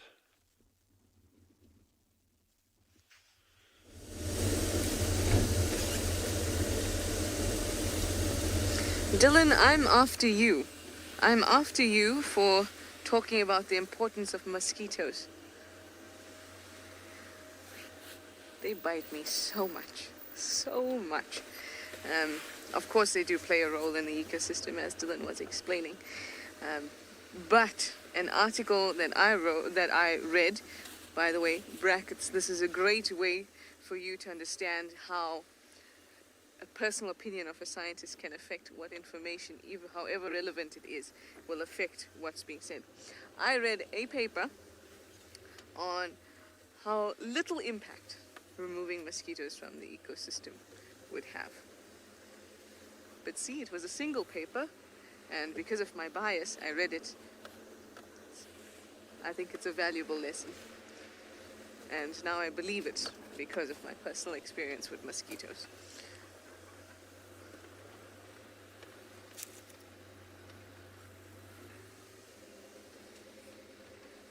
I bet. Who was saying it was I think BK Okanti was saying it's so cold that there's no flies this morning. It was so cold there were no mosquitoes as well.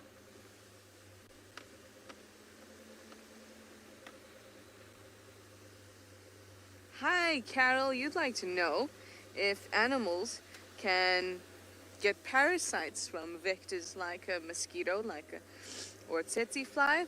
Can they get malaria? They can. Animals can. It's just that the way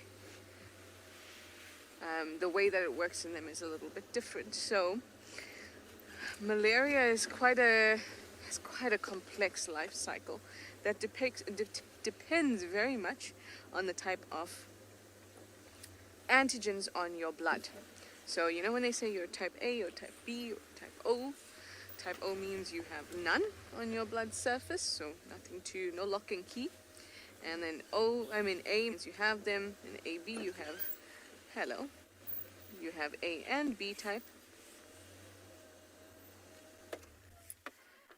And the way that the parasite kind of grows in your body and moves from one life stage to another depends on those types of antigens. So the way it affects other animals, is a little bit different to the way it affects us. Oh gosh, I love that starling that just ran in towards the elephants as if to say, am I missing out on something?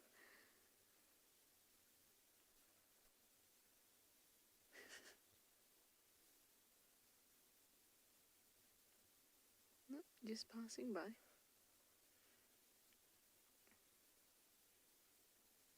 This is a very quiet elephant.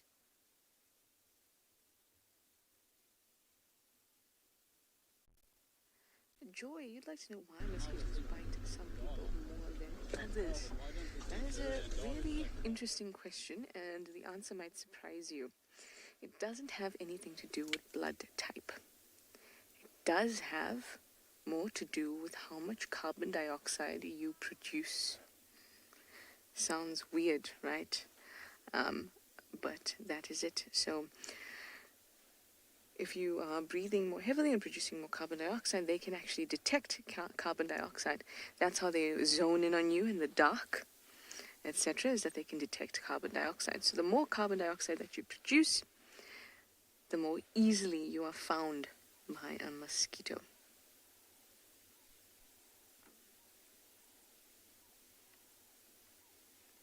It also has to do with being at the right time, right place, at the right time for the mosquito.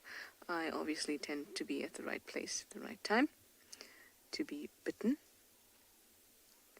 But again, I mean, we can't measure, the everyday person standing or at a picnic or whatever doesn't measure their carbon dioxide levels. So sometimes it's just a little bit, it's one of those weird things, I guess. You won't be able to tell, but they can. This is a very quiet elephant. I always think that their bottoms almost look like an elephant. If you know what I mean, or something with a very long nose.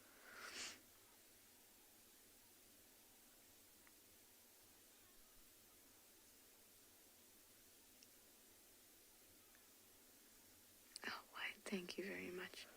It's going to move into some beautiful light. Hello, beautiful. You are just gorgeous in that light. I would love to move forward, but we're going to miss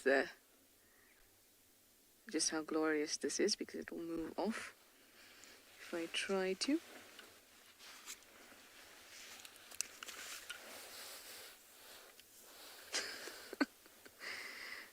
Didn't even move, and that's the reaction we got. Let's move forward a little bit more now since it's across the drainage. Alright, I'm going to try and catch up with them, and I'm going to send you to our friend Steve, who's doing me a great service. He's checking an old den.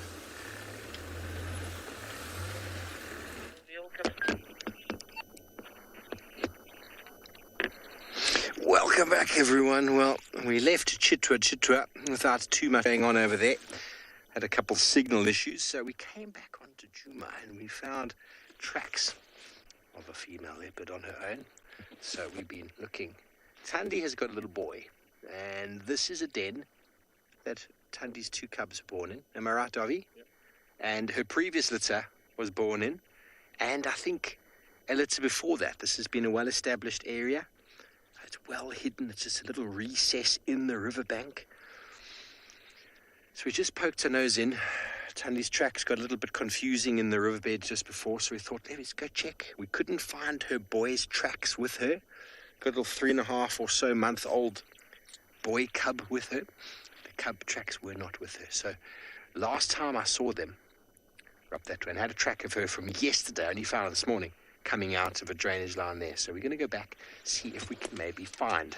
But this is the most ideal little habitat for our leopards. Should I just move forward? You can see that hole there. Can you see it, Darby? There we go. Wonderful little hole.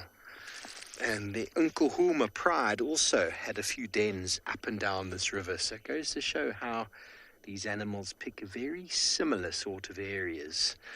Okay, well, we're going to move on, see if we can pick up any sign of the Queen Thandi. In the meantime, it seems like Eric is on the move, checking out the water.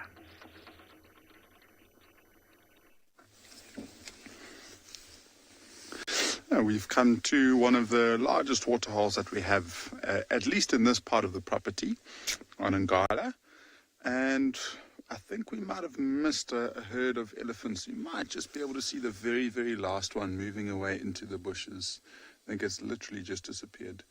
We didn't miss much. We came around the corner and we saw them walking into the bush, so it's not like we missed a whole herd of elephants drinking. It would have been nice to be here a little bit earlier, but we just missed them. Especially at this time of day, it's so nice to come and have just a quick little stop and listen and just spend some time at a waterhole like this to see if we can find any type of animal moving around. You know, it's at that time of day where the diurnal animals might still feel more comfortable coming down to drink, but then it's also starting to get to that time where predators might consider moving around a little bit. And after a relatively hot day, if they got out of the wind, they might decide to come down and have something to drink. You see, we've got one of the resident hippos.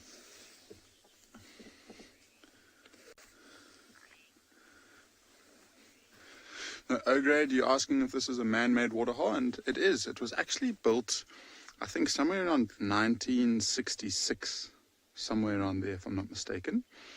And it's naturally filled, so this is just rainwater. There we go, and elephants come back home. One elephant has come out on the opposite end of the waterhole.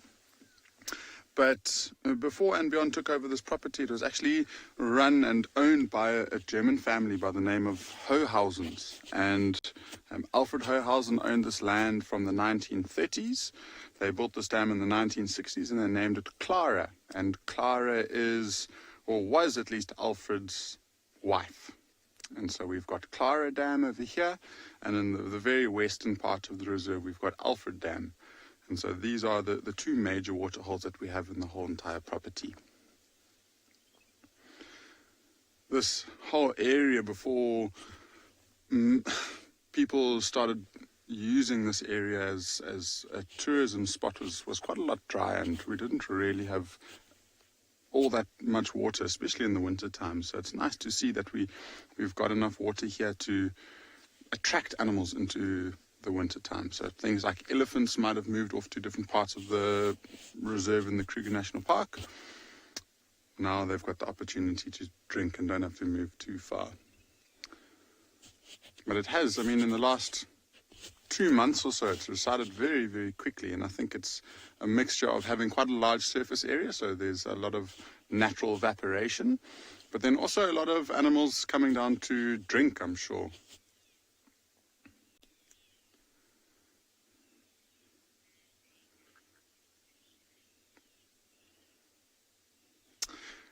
Philo, yes, there are fish in here, and you know, I don't really know how they got you. I don't know. We might have released them every now and again, but this waterhole dries up almost every winter time, at least for the last couple of years.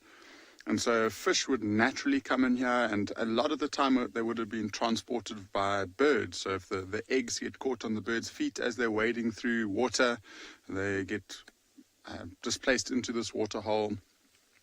And then things like catfish would be able to hibernate or go into a state of dormancy underneath the mud and just wait it out. You know, a lot of them will end up dying, but a few of them will survive. They're capable of breathing through the air. They've got something that's similar to a lung, and so they're capable of going into that state of dormancy for a number of months, waiting for the rain to arrive. And this year the rain arrived in full force. This waterhole was completely dry, and it went from being bone dry to overflowing in probably about 2 weeks. And so we had a huge amount of rain in this area, and I mean, it's probably the fullest it's been, at least in the last 10-15 years or so. So it will carry us right until the rainy season, and probably even longer if we don't get any rain this year.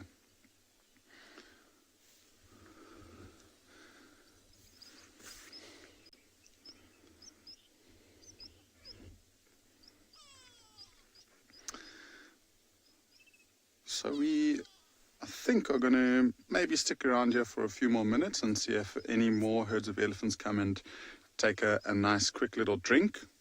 And, so we'll send you across to Djuma, where the elephants are working a lot harder to drink this afternoon.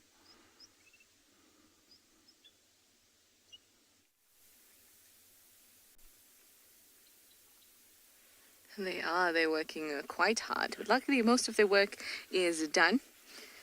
While driving through the Mowati the last couple of days, there were lots and lots of holes that the elephants had dug to get to nice fresh water.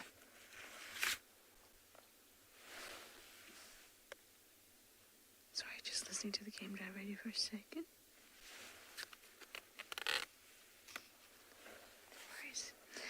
They are digging to find this fresh water, and that's really important at this time.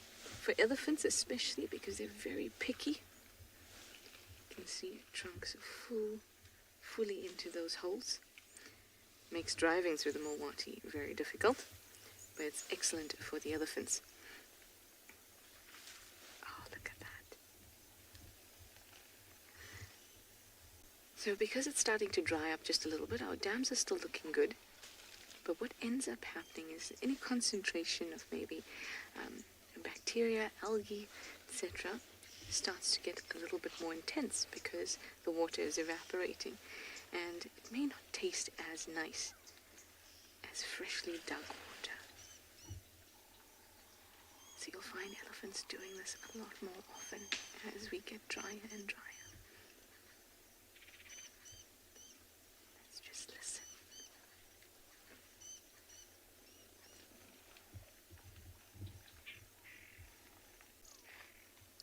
So before this elephant actually put this water into its mouth, this attempt, the ones before you saw it sucked it up and threw it out.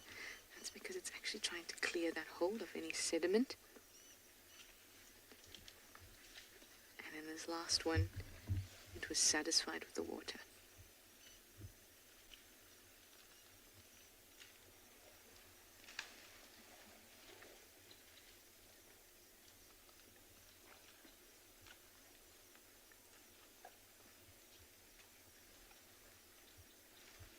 Sassy Cassie, you'd like to know what the elephants use their tails for.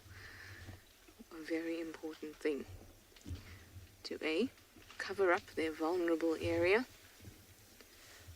because the anus is very vulnerable. It is soft, the skin is very thin, and many pests like that part of the body. So the tail acts to protect that, as well as a swatter.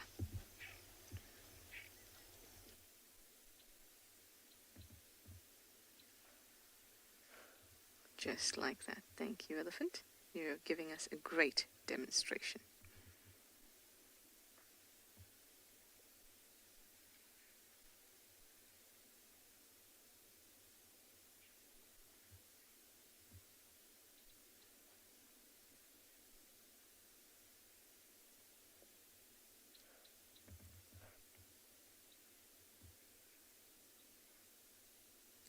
Just peaceful. I love it.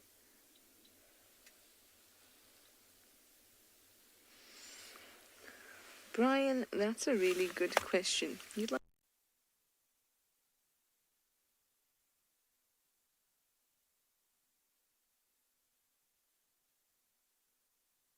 a sort of an used to refer to.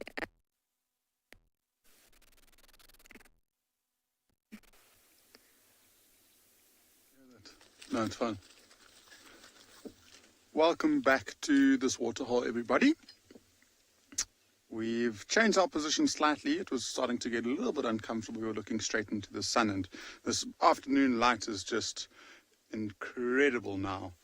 And we've got a few different species of bird that we thought we might have a quick little look at and identify. So that one right in the middle, I'm sure it's a really small one, but you'll be able to see it swimming. It's even creating its own wake. And that one's called a little grebe, and it's been the most active bird that we've found here so far. So it's been darting in and out of the water, comes up with a little fish every now and again.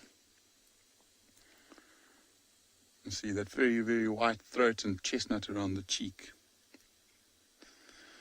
We haven't found any type of nest this season, like you've been watching at Djuma.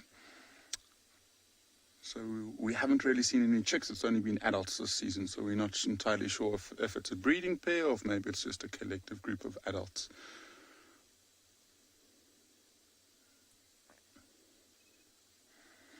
Let's see if we can see any other species. It's interesting. I mean, you'd think, especially in the winter time, with everything drying up, such a large waterhole like this would attract a lot of birds.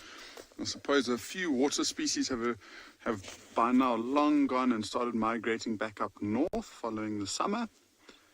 But we should get some resident birds that stick around.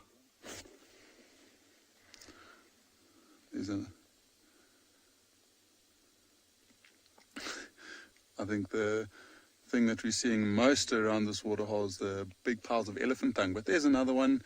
See, very, very white chest. If you have a look at it, there's black bands on it. So it's called a three-banded plover. Also quite a nice, sweet little bird that hangs around the very edges of the water. It's got a very, very red eye. We're a little bit too far for us to see it properly. But it will spend most of its time in those shallows looking for small little water insects that it might be trying to feed on.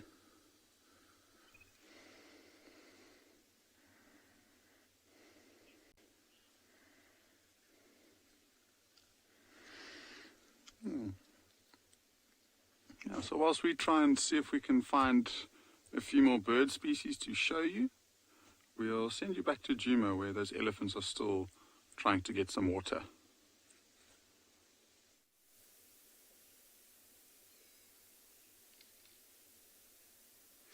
Sorry guys, you lost us briefly there, but we're still with these ellies. The same one is still having a go at the fresh water in that hole. Now Brian, you asked a really important question. You'd like to know what is a pachyderm and what does it mean to be a pachyderm? What other animals are classified as pachyderms?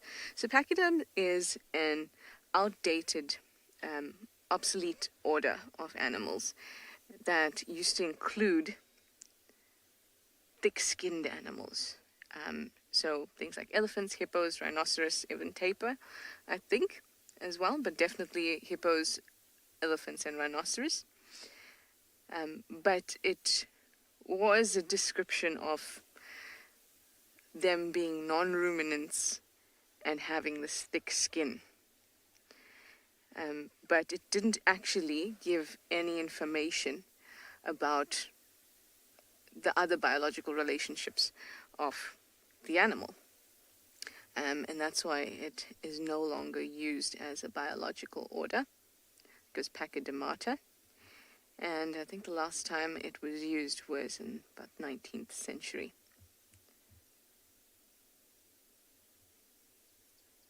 The whole point of taxonomy is for people to be able to see characteristics and relationships between animals, and unfortunately Pachydermata didn't do that.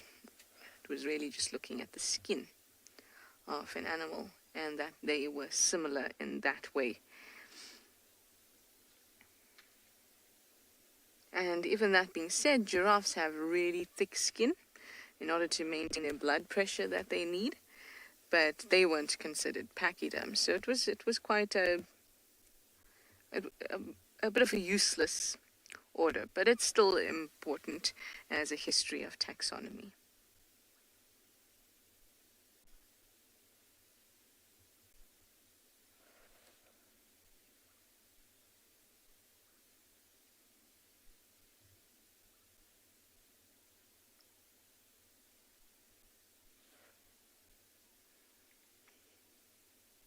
Sorry guys. Was this the pterodactyl pterosaur situation all over again? I remember learning about the word pachyderm in high school biology. Mostly learning about why we shouldn't use it. But like I said, it's a nice term and most people do know what you mean when you say a pachyderm. It just doesn't mean anything biologically anymore.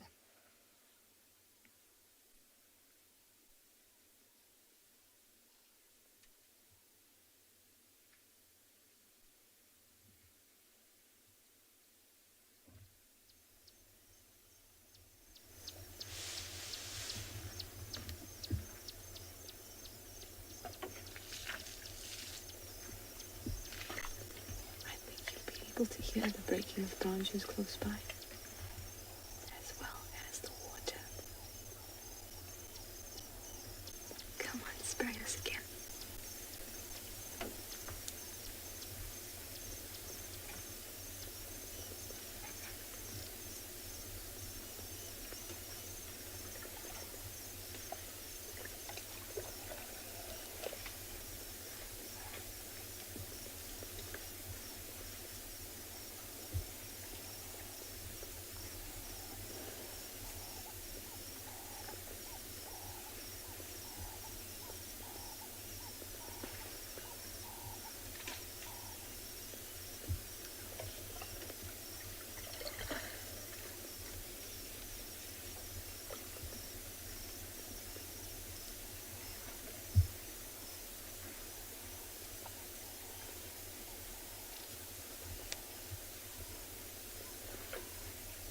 This one's getting a thorough drink.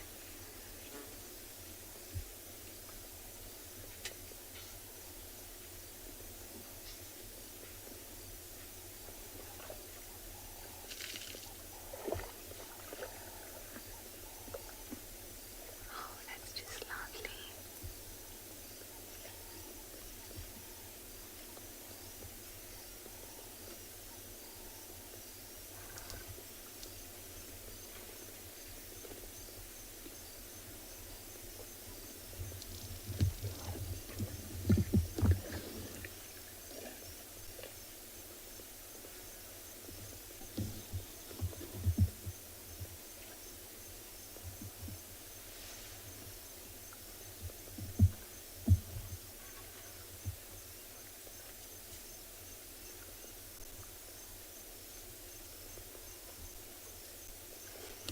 Looks like a pipe.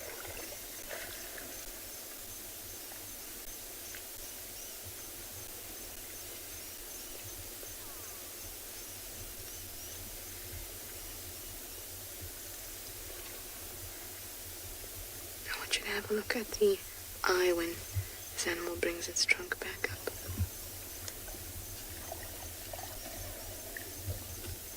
Can you see there's a collection of white gunk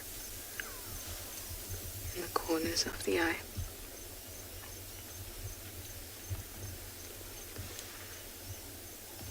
Now, unlike us, these guys don't have the whole criminal structure. Or you would know as tear ducts, but not just the ducts, but there's also a whole lot of structure. They don't have them, so all of the cleaning of the eye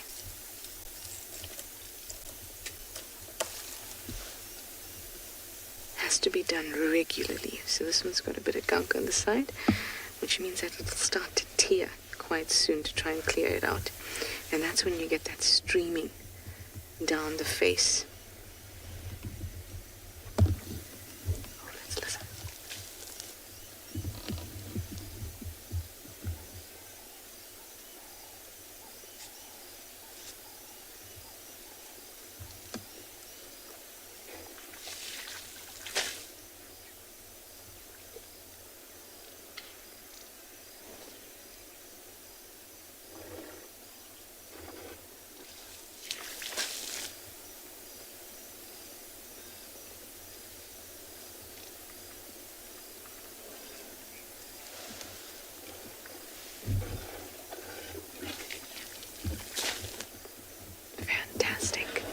I'm going to try and stick around you and maybe catch up with the rest of the herd if this guy finishes drinking, but I'll send you over to Swallow. They have a jackal.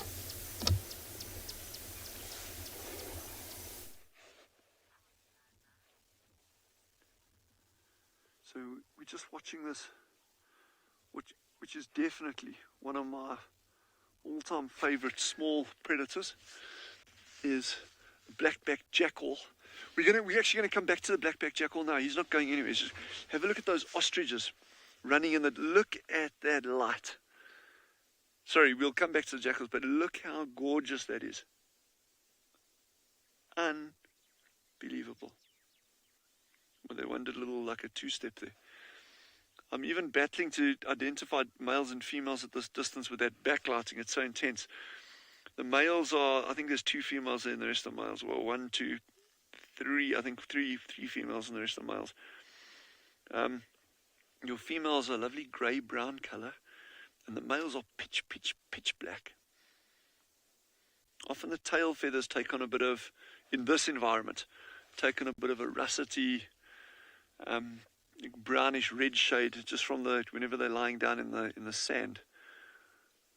That oxide on the sand gets onto the feathers and gives them a lovely russety colour.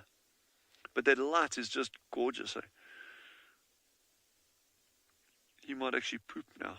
Watch. There you go. That was good timing. And he's off. He's a bit lighter now. He can catch up with the others. We've actually got 2 cheetah males. We've got a whole pile of cheetah on Swallow, but 2 males in particular that are very, very adept at catching ostriches, even full-grown ostriches like this. And some people say, oh no, and your ostriches are like large, dangerous prey for cheetah, and they're going to be really careful. Not at all. I mean, we've even seen a single female catch adult ostriches. They obviously have to be careful. Ostriches are well known for kicking, and they're very, very easily able to defend themselves if they have to. Yeah, they are gorgeous birds. They're very dinosaur-like, but then birds are. There's a question for the day. Question for the day, speaking of birds. And if I'm wrong, please, you feel free to correct me when I give the answer. Is what is the earliest known bird in the fossil record? It's a really well-known one. Well, I guess in paleontology circles. But anyway, back to the jackal. So there's the question. So what is the earliest known bird? And you can go look it up. It's a really stunning little bird. So this jackal's just sunning himself there. He's pretty much tucked up behind that bush. He's not getting much of a breeze on him. And I think at this time of day, with the way the temperature's been today, he really probably doesn't want to get any breeze on him. Well, that bird startled him. But look at those reactions, There was 2 doves that landed in a tree and they flapped together and went off, and he immediately picked up on that. He seems to be very focused on something across to where the ostriches were. It may just have been the fact that the ostriches were running in that direction there that sparked his interest, or there may be something else down there. But anyway, we'll amble around that side and have a look.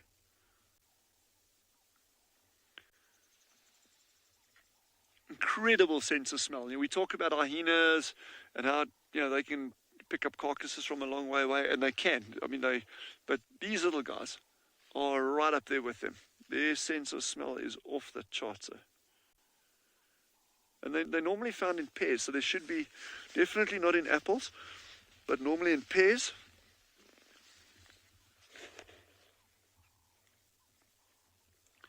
Daniel, pterodactyl. You may be very right. Daniel said a pterodactyl. I'm thinking of a different one, and like I said, I stand 100% to correction if I'm wrong. But let's keep pterodactyl on the cards. I think that's a very, very good one. I'm thinking more in terms of feathered birds, so what we traditionally accept as a feathered bird. But pterodactyl, yes, I wish pterodactyl still existed. I wish all these things still existed. But yeah, so jackals are normally found in pairs. So there may well be another one. Wow, Peter, there's a good one. Peter says a dodo. Okay, so a dodo,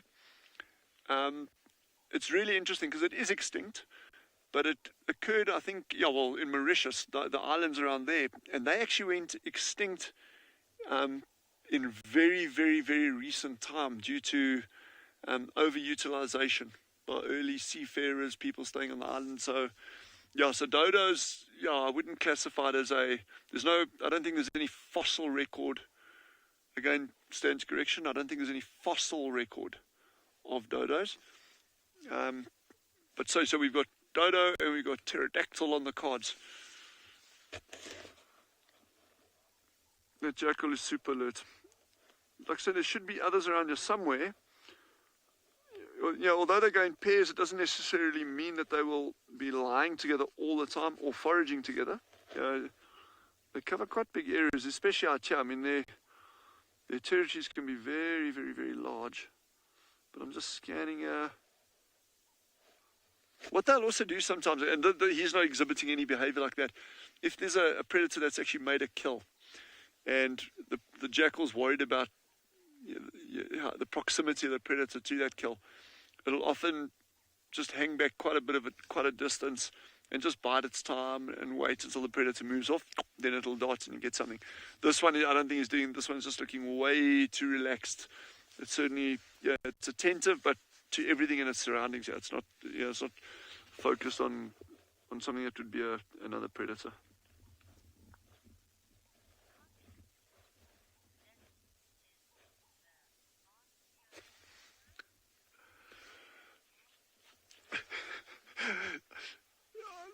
Lynn, we have it. We have Lynn, well done. It's an Archaeopteryx. Very, very, very, very good. And so those, to my knowledge, and please correct me if I'm getting it wrong.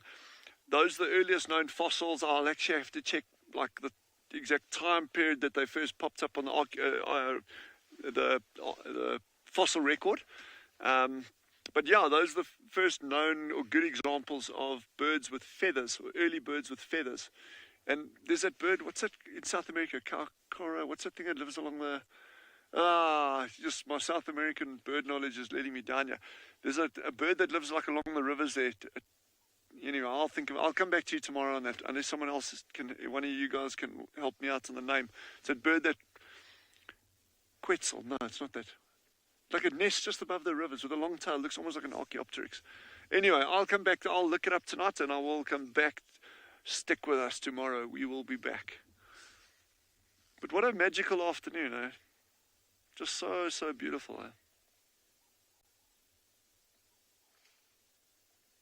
eh? We're going to keep bumbling along this road slowly and see what else we can see. So, sorry, while we're on the jackal, just out of interest, they actually burrow underground.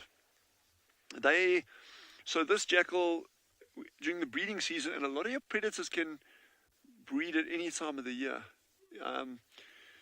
Jackals will typically have one litter a year, and you can get big litters, 6, 7, 8 pups at a time. You must imagine how cute a jackal puppy is. I mean, they must be absolutely flippin' drop dead cute. But they will normally be underground. And so, again, that is so important for thermoregulation as well as protection from other predators. We are outside of the breeding season now, so it doesn't necessarily mean that there's a den site close by to you.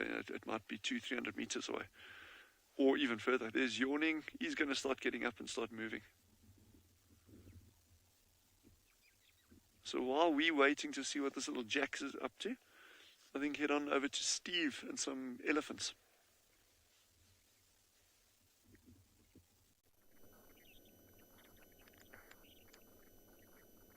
Thanks, Dylan. Well, we've got elephants. We had some elephants that got into the bush, but look at this Birchall starling. Going to...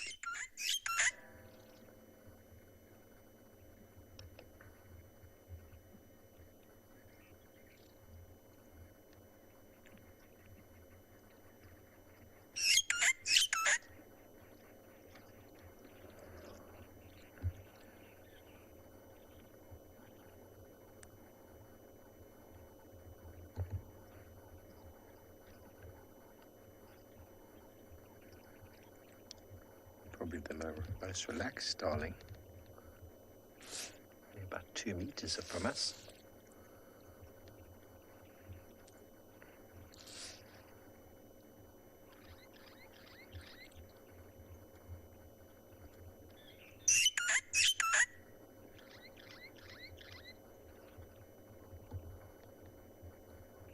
Responding to another one calling.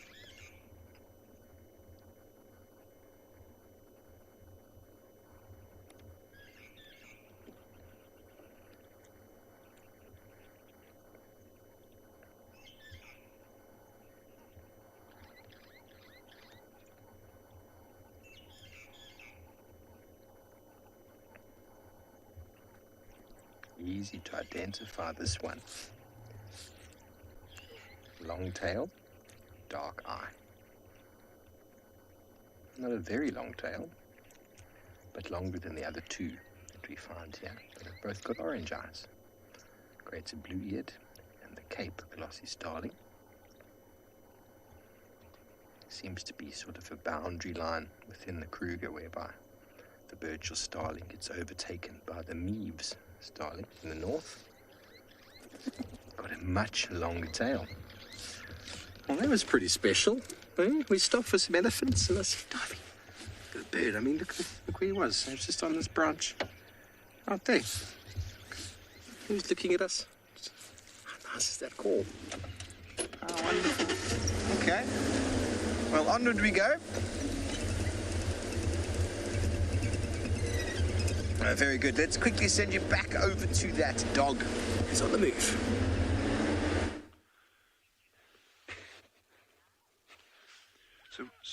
So we've just come back to this jackal that seems to be actually, that there may in fact be another predator here somewhere. We don't know what it is or where, but he's very alert, still in that same direction, and he keeps on giving this little bark. And it's not his proper territorial call. And he seems a little bit agitated, kind of in that direction that he's heading, but more to the left over here. So Genre and I are just going to sit, and we're just going to keep watching here. It could even be another jackal that he doesn't recognize that crossed his path, further down there that he was watching. Or it could be something even further away. But we're just going to stick with this little guy and just see what happens here. And remember, those ostriches came running from right to left. So perhaps there was something down there that spooked them a little bit. I'm not seeing anything obvious, but I mean, there's just so much. Okay, is he digging? Is he digging? There's so much vegetation between us and where the ostriches were. So it could be that we just can't see whatever's there. Like now he's settled down. Now he's not perturbed at all, So it may well just be that he'd seen something else in the distance, gave a couple of alarm calls, and now he's settled down and he's going to carry on foraging, or he'll actually even try to get a closer look. I've lost him completely. Can you see him, Chandra? Okay.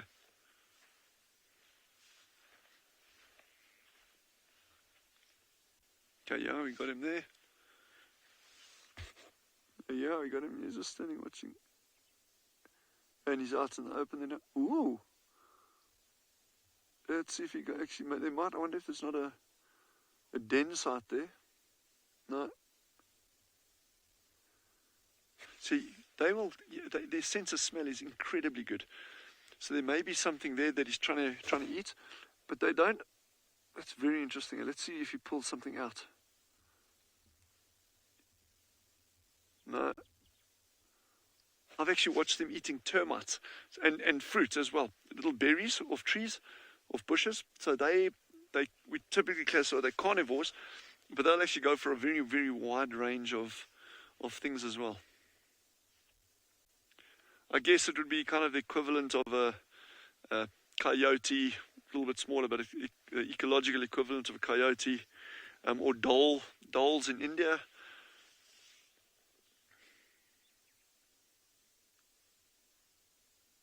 And dingoes in Australia. So it's that kind of ecological equivalent that we're looking at here, these black-backed jackals. And our colleagues down in Pinda, they've also got side-striped jackals, which are... You'll never see those up this... We don't have that species here. Let's see what he does there. Are we just going to slowly start ambling forward? Okay, there he goes. On those bushes now. He's definitely heading down in towards that area that he was looking. But he's kind of like, we've got this big patch of dense bush immediately to the left of us here. So he's actually taking a nice circuit around it. You, as a small little guy like that, you don't want to be going through dense bush unless you really have to. Especially if you suspect that there's something going on in there. I mean, you'll give that a wide berth. But let's amble down the road and just see what else we can find or follow up on him.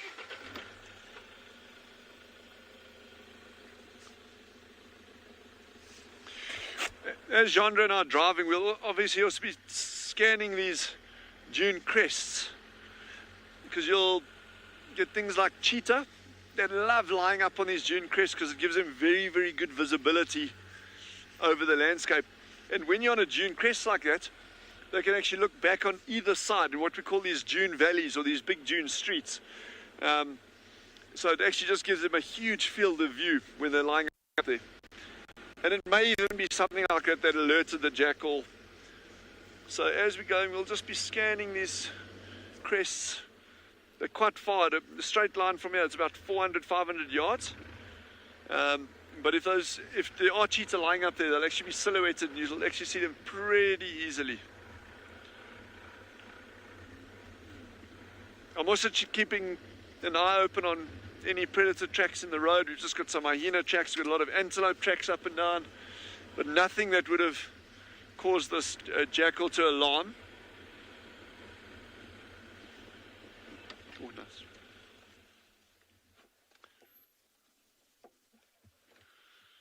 So Genre and I we're just going to stick with this little jackal a bit longer, but in the meantime, head back to Trish and the Ellies.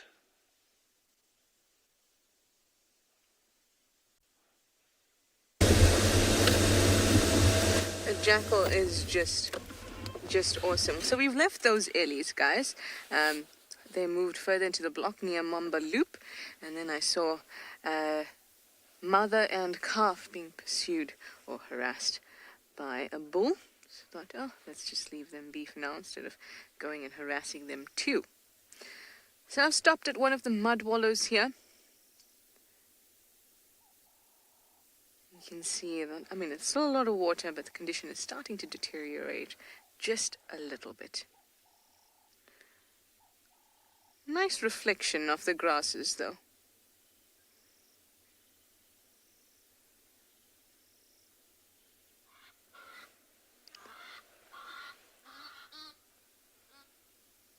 And we had some Egyptian goose. Not gooses, geese. That's correct. Egyptian geese going by us overhead. None wanting to visit our pan, though.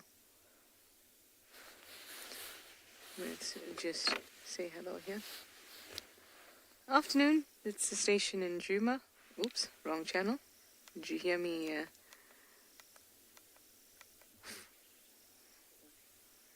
Oh. I'm just getting an update about the lions. So the lions had tracks going all the way from the western boundary through down all the way south and then exited at Weaver's Nest into Little Gowrie. So I'm just getting an update on whether those lions are still there, whether they've moved. No movement. No movement yet, but I think it would be a good idea to just stand by in the southish area. So I might head in that direction. I'm going to go west and south. Just keep an eye out there. I can show you exactly where the tracks go out as well.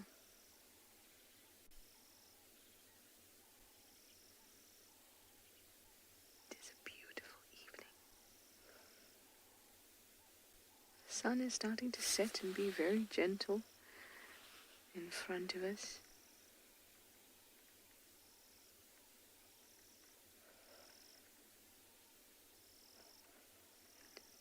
The woodpeckers have been getting me these last few days. There was an elephant shouting. The woodpeckers, I can hear them all over the place. Can't see them. It frustrates me. I just heard an elephant screaming behind me. It's probably that same pair that I pursued by that big male.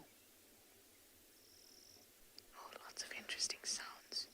If you enjoy listening to these sounds with us, watching the African sunset and sunrise with us, and meeting all our wonderful animals, please go over to our support page and see what you can do to help us. There should be some details coming up below on your screen.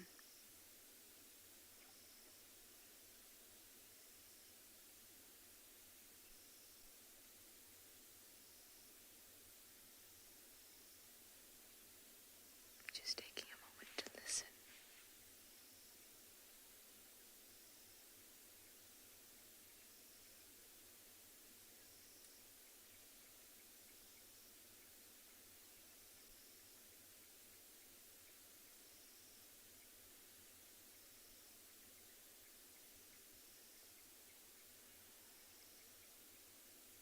When you listen, you hope to find clues, but sometimes it's not about that.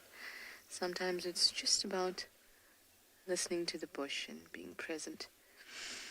And of course the fresh air.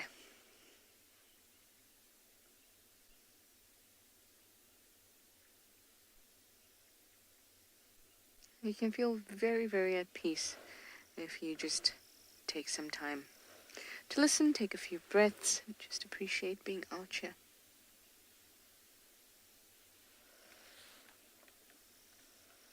Well, I'm going to get moving now, and Dylan's jackal is on the moose. Let's go over to Tswalu.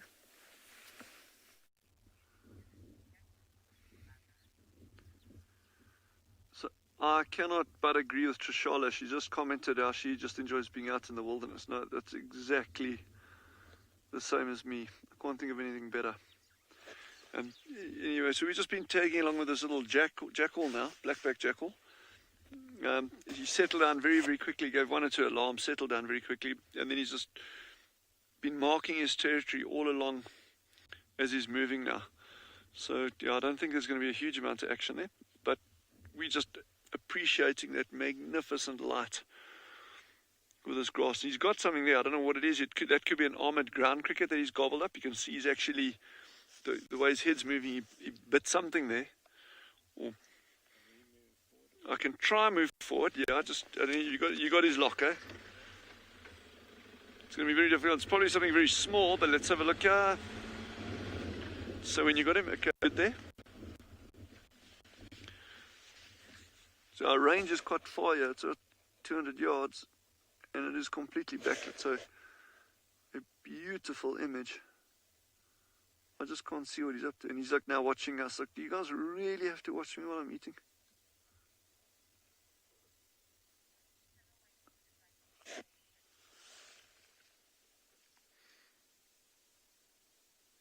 Yeah, his silhouette does look a bit like an Alsatian, just like a small one.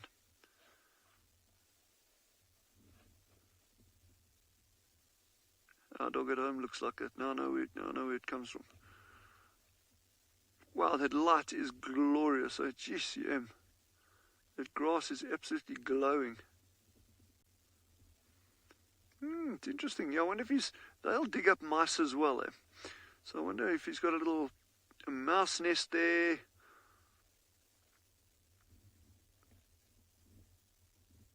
I've seen them eating scorpions as well. Not often, but I've seen them eating scorpions. So you wonder if he'll snack on something like that now. It could do. Although a lot of the scorpions that we get here are what we call burrowing scorpions, and they can burrow very, very, very deep. Yeah, and there's kind of a payoff to any kind of foraging that you do in terms of energy loss and energy gain. You know, if your food parcel that you're going to get is too small and too difficult to get to, it's really not worth the energy trying to get it out.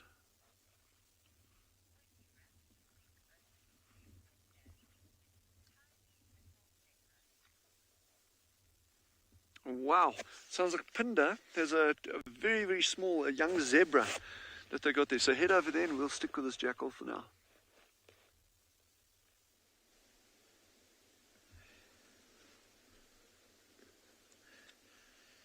So we've been driving around looking pretty hard the whole afternoon for black rhino, and the only thing we seem to be able to find is some zebra. And what a treat to find such a young zebra. So you see how the zebra is purposely staying on the other side of mom, because that's where it feels nice and safe. This is potentially a very newborn zebra. I'm just going to ask Marcel to zoom in as much as he can on this little foal and have a look how furry it is. It's kind of like baby fur. We talk about human babies having baby fat. The zebra babies have baby fur. And that is extremely fluffy. It looks like it's almost like a teddy bear. but you will see that it is starting to eat grass already. So it's probably closer to a month old. I don't think it was born in the last week or so, but still very, very cute. And I can just imagine all of you back home going, "Oh, so cute." It's generally the sound effects that happen on the back of my vehicle when I've got guests with me. Lots of "ahs." But we've come to a very beautiful area of the reserve here where it's a little bit of a hill.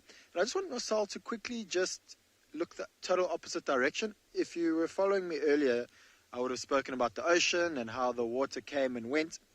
And you might be able to see far off in that direction is the Isimangaliso Nature Reserve.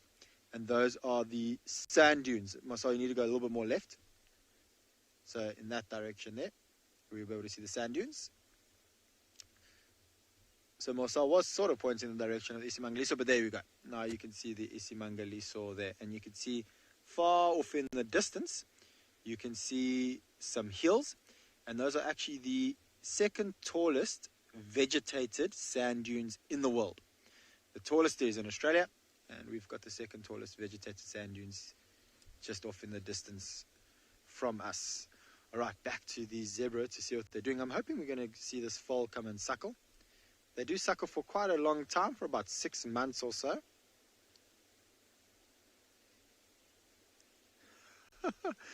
Viking Mermaid, you are correct. And I wish I had another fleece jersey on me at the moment. It is getting very, very cold at the moment. It was about 9 degrees this morning Celsius, and I think we're getting to that very quickly right now. So I'm sure that that little bit of extra fluff is keeping this little foal nice and warm. You also notice when you look at the mother, and this is how we know that this foal is also very young, you can see she's still got a little bit of a pregnancy fat or weight. See how it still looks like she's pregnant? She's got quite a bulging belly. That being said, zebra do by nature kind of always look a little bit pregnant. So they're a little bit different to buffalo and impala, who are ruminants. So zebra only have one stomach, and they're what we call hindgut fermenters. So inside that big chamber of theirs, there's lots of fermentation that takes place. And so they look very overweight and very bulky. But that is because of the amount of grass and the amount of fermentation that happens inside their belly. All right, so we've got a beautiful black and white animal with us here. I believe Steve has another black and white bird that he would like to show you all.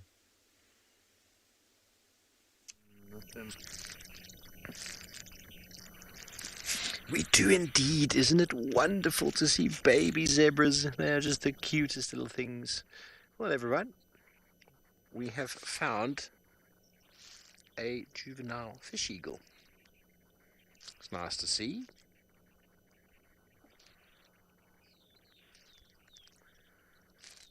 It's the only sort of eagle you'll get around that's got that sort of really mottled white coloration into the brown.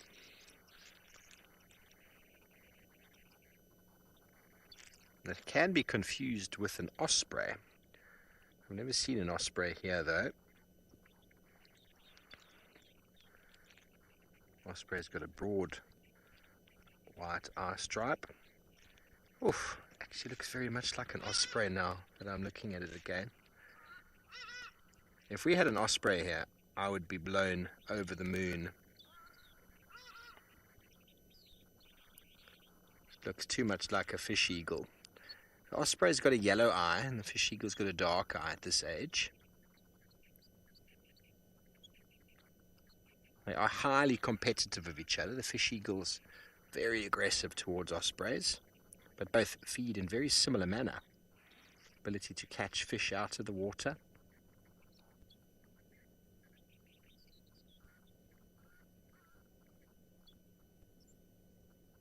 I've had a few fish eagles in the last few years that I've been here.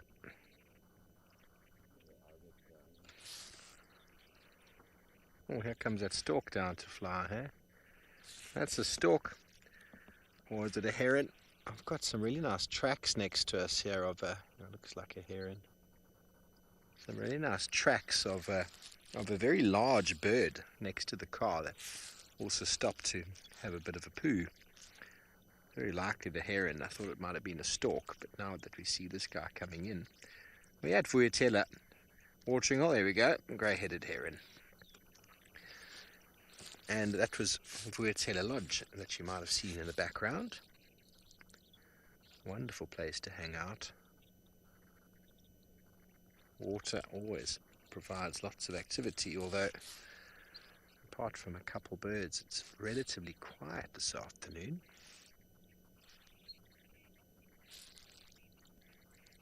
Okay, very good. Well, we're going to continue and see what we can find and send you over to Pridelands with Taylor McCurdy and some elephants.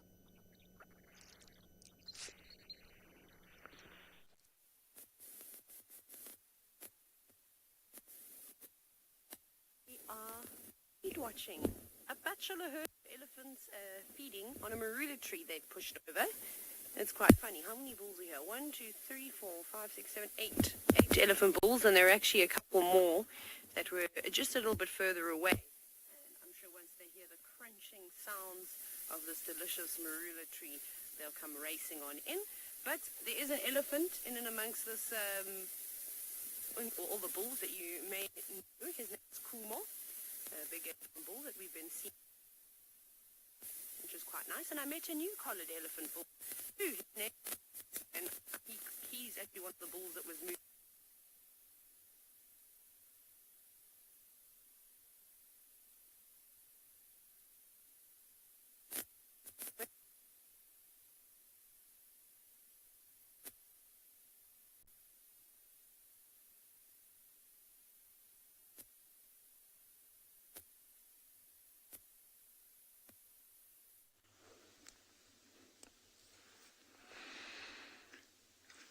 Another beautiful giraffe we've just seen. There's actually a couple of them, and they're also all just completely dark. So I wonder if it's not that dark male we saw being able to spread his genes in the last couple of days. There's actually, I mean, I can count 1, 2, 3, 4. If we pan more to the right, you might just have to avoid the aerial. But it just seems like there's more and more giraffe coming out of the bushes, which is really cool. It seems like they're all following one another. Here they come.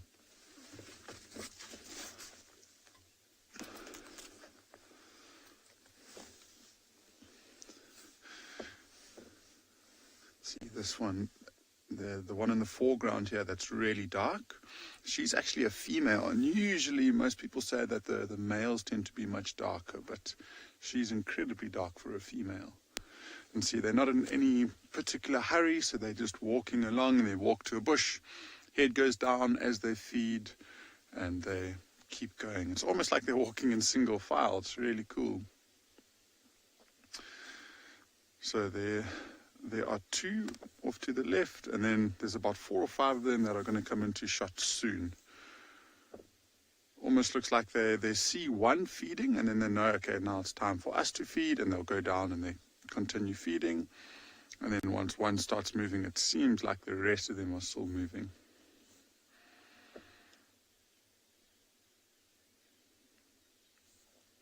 Let's just look at the colors that we're experiencing this evening.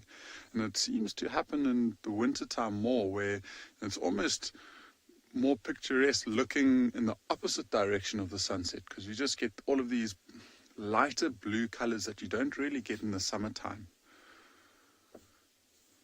It's just absolutely stunning, especially with the dead tree. It just gives it so much character.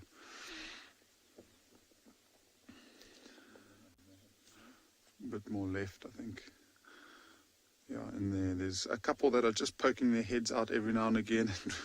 Sometimes just see the tongue sticking through the bushes as it grips the branch.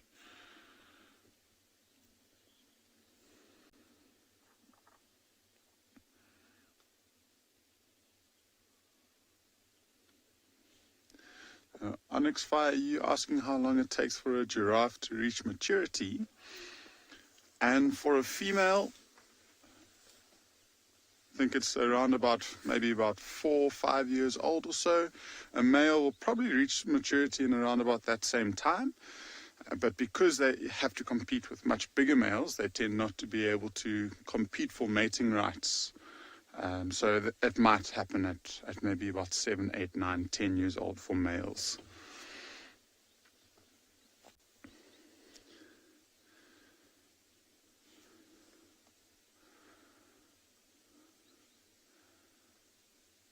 I wonder what they're up to this evening. I'm sure they're quite comfortable in a big group, and they've got lots of eyes and ears to be able to spot any potential threats. I'm sure they'll be able to communicate with one another if they happen to see something, and they might be heading towards an open area to try and rest. I don't know if anyone has ever seen giraffe lying down, but it tends to be quite a rare thing. They don't spend too much time lying down because it takes so long for them to stand up. So they might take short little naps when they feel that it's safe, but they never put their heads down, and they always got their heads straight up.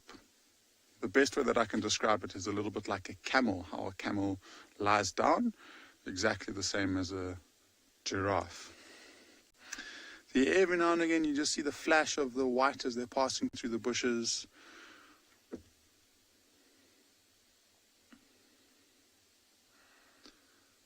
There's 3 in one shot, and I was talking about how dark one of the females is. She's the one in the foreground. And if we get the opportunity, I mean, the rest of them behind her are also females. And just look at the difference in the colors between them. So there's one passing back. Look at her colors. Look at the other one's colors. There's 2 right next to one another that are almost identical. And the dark one I want you to see is obviously hiding behind the bush. I'm sure it will pop out now. But this is amazing. We've got at least 6 or 7 giraffe coming out into these open areas around us. Really quite special. We were actually driving in this area to see if we could find any sign of some jackals, but we haven't seen them. Oh, here comes the dark one now.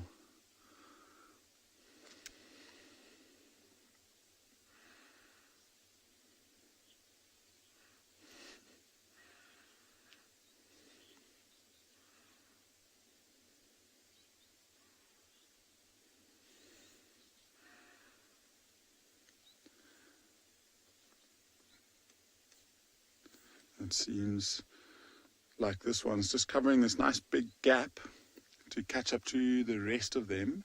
And the trees that they're moving in towards is some trees that we chatted a little bit about. I know TRISHALA talked about them this morning, is some tambuati trees.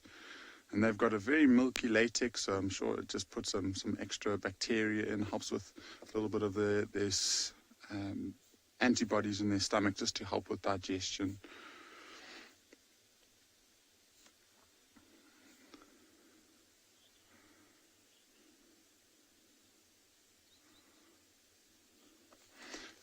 Anushka's asking a question about giraffe and why they're in the vulnerable status. And Anushka, I think it's largely got to do with them losing their habitats.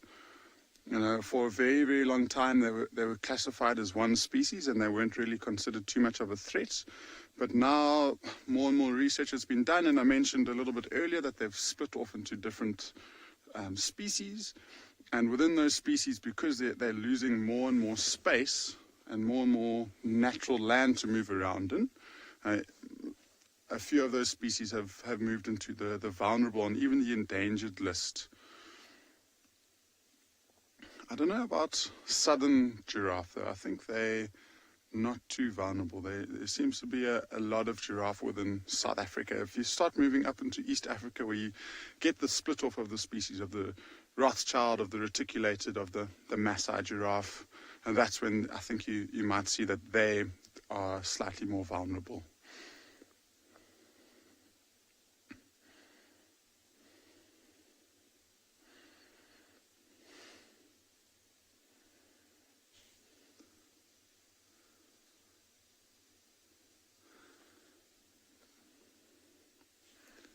It's really nice that they're completely relaxed around us and are allowing or at least they're coming into our space, not us going into their space. But sometimes they might give us a much wider berth, but they seem to be completely relaxed around us. And so the views that we are getting are quite exceptional now.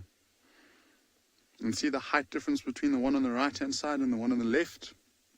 And the one on the right is quite a lot bigger than the one on the left-hand side. And so the one on the left seems like a youngster.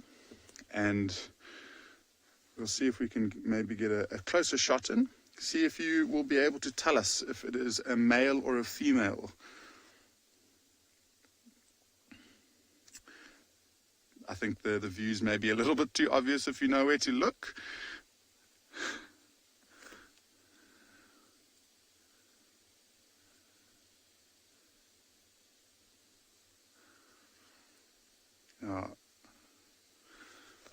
Onyx, you've asked how much food a giraffe needs to eat, and I don't have an exact amount for you. Maybe see if I can find out. But they seem to be, especially in the cooler parts of the day, they seem to be feeding quite a lot. And I mean, it's a very, very large body. These giraffe probably weigh about 700-800 and maybe up to about 900 kilograms for these females. Males all the way up to 1,000, 200, 1,300 kilograms. And so they need to feed on a lot of vegetation. And so I'm sure it's up in the 20 or 30 kilogram range. So final or FC final controls helped us out a little bit, and as they say, it's probably in the region of about 34 kilograms, somewhere around there. But it seems like quite an exact number. I'm sure it changes with the different vegetation that they eat, and also with the different individuals. Obviously, a smaller giraffe will eat much. Some elephants calling in the background.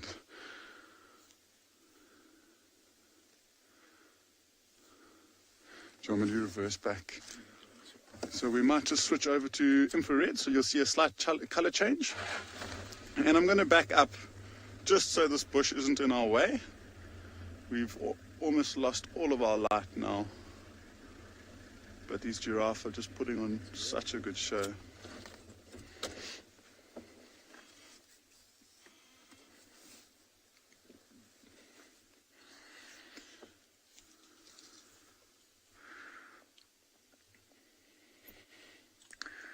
We're not too far away from the Simbambili River where we started our drive with the elephants. We're just quite a lot further west. And so I'd imagine that these giraffe would have spent the majority of the day there. If you were watching us in the morning, it's talking about how much greener the leaves are in the riverbed because they're much closer to the underlying water. And so they're probably holding a lot more nutrients than some of these trees in the higher ground. Now, they seem to be moving away from the dense vegetation of the riverbed, maybe more into some open clearings where they feel safer at night time.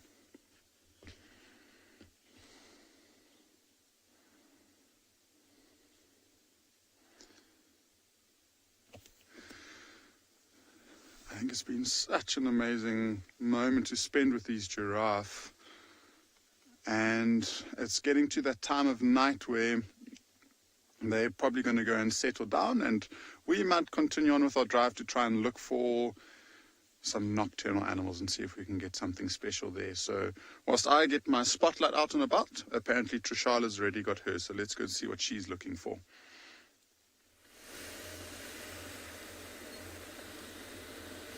I do have the same idea. My spotlight is out.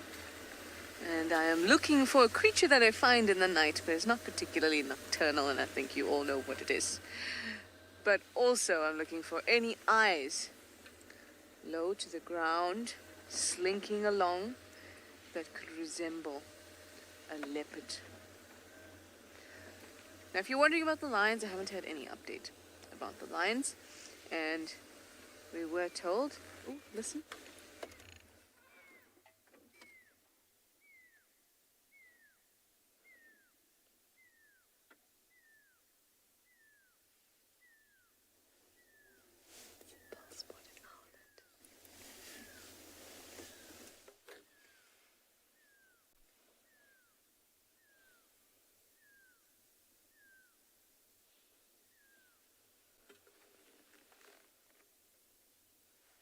have a lovely, lovely call.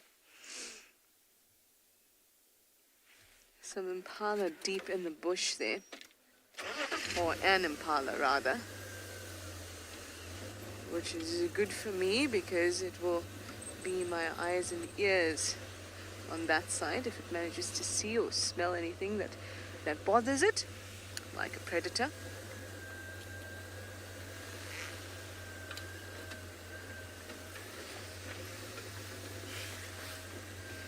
I must admit, I've seen only female leopard tracks heading east on Wahlberg's Eagle's Nest Road, and they didn't seem particularly fresh because they weren't on top of vehicle tracks.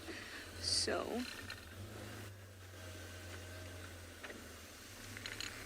I don't have any other updates for you. I had a chameleon friend in here. Was it here? Yeah, it was. It's very strange how you learn the look of a bush. Oh, it's near this bush, it's near that bush. I know this bush. You get to know it quite well. Okay, let's just put this off for a second so I can actually maneuver. So the last night when I saw it here, the chameleon, it was tucked away really close to the branches.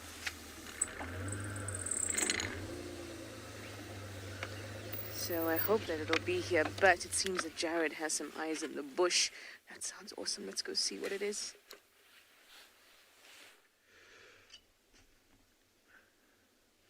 So TRISHALA is correct. We have most certainly found some eyes in the bush.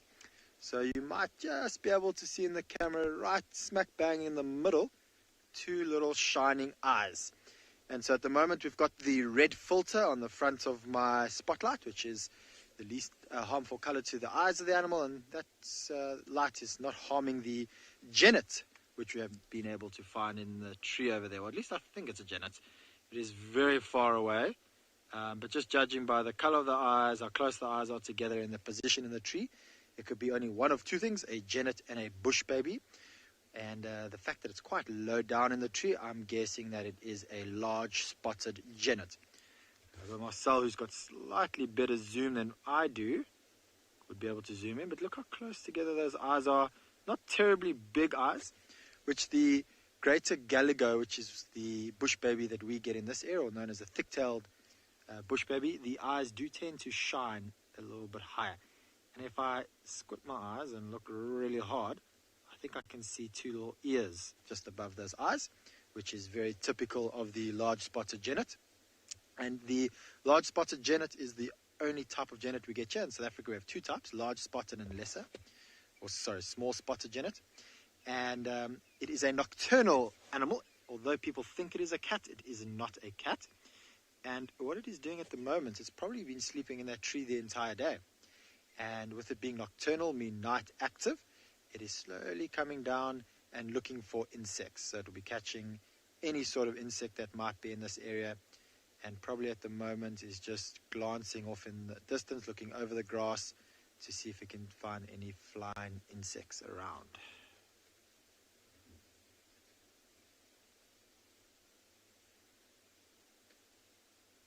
And you might be able to hear off in the distance that that is the very noisy crested franklin. Almost said crested guinea fowl. That was very wrong. Crested franklins. Right, so it seems like we've been able to find some nocturnal animals. So we've got this large spotted genet here, and I believe Steve has a very big owl.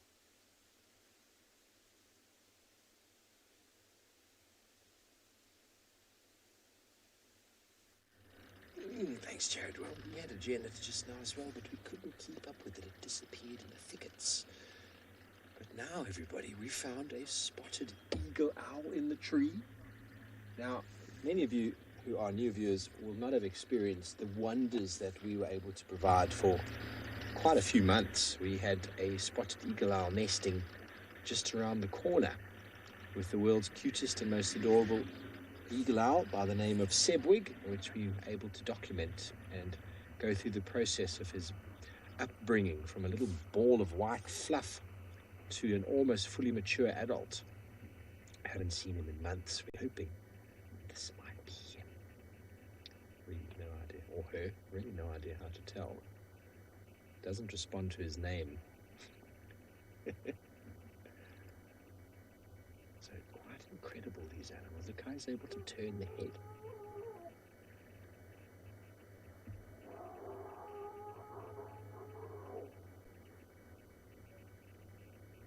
Those elephants screaming in the distance.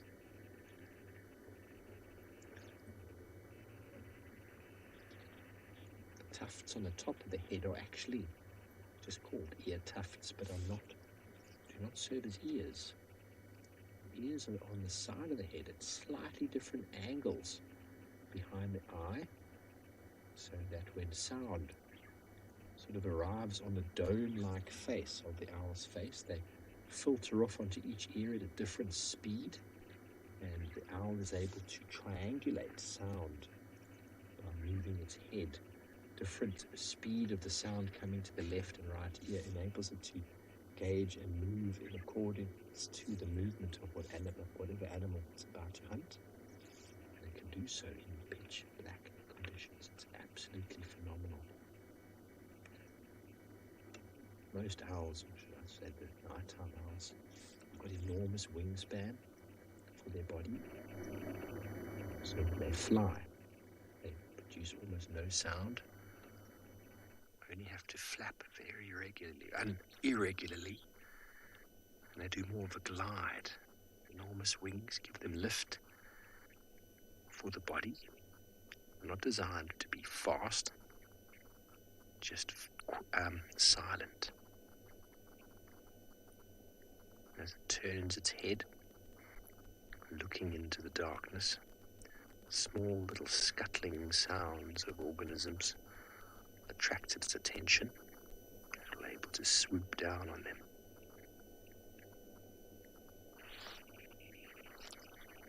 Just going to move up slightly, maybe get you a better angle, as we are quite far off. If it's Sebwig, maybe he's going to come down and say hello to us.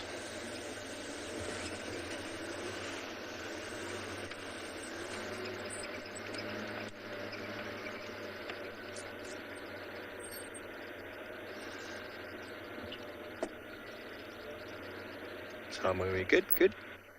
There we go. Typical owl-like sound, a little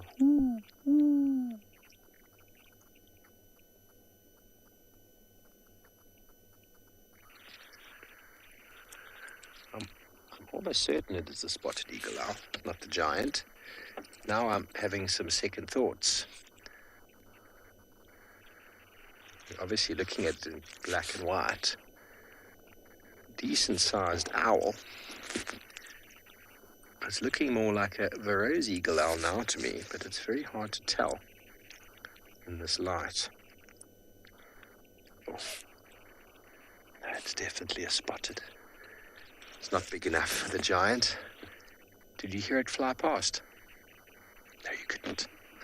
So a very interesting study. These guys took pigeons and a peregrine falcon and a barn owl, and they had this sort of course that the birds fly across, and had some feathers as well to show how when the birds flap they move the currents, and all of the along the way were sound recorders, and they showed the difference between the pigeon, the peregrine and the owl, and it is incredible the difference between their flight. But anyway, let's quickly send you over to Tswalu, Kalahari, to say goodnight to the sun.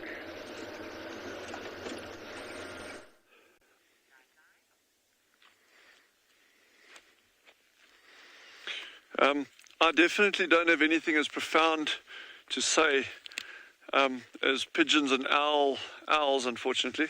But John and I just really been enjoying this incredible sunset we've had, and just kind of chewing the cud on the interesting day that we've had with the challenges associated with it. but it's all part of what we're out here for. And yeah, I wouldn't want to be anywhere else. So that's long and the short of it. And I think Jandre, you'd agree, eh? Jandre says maybe with someone else. Well, he's obviously excluding me, so.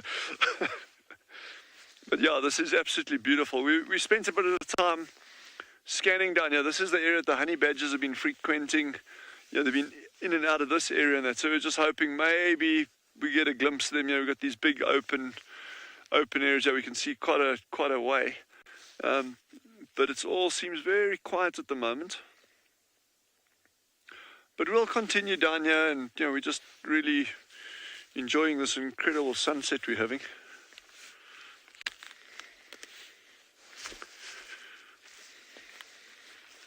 Yeah, I know it's pretty out here. Yo.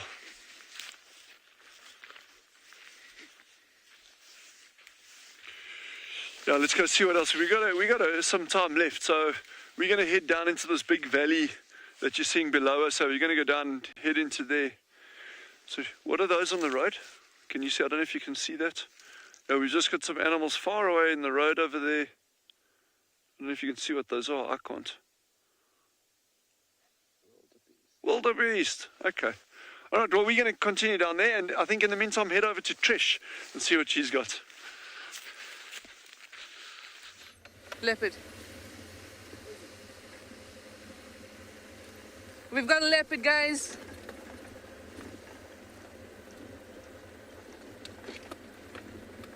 Who do we have? Who do we have? Oh my goodness, it's Tingana. Is it Tingana? It's Tingana, my friends. Yes.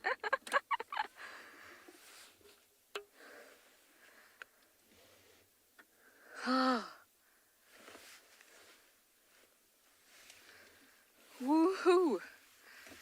That's just... And we have one of the hyenas following him. Now he's going to tuck into that drainage, and it's going to be very difficult for us.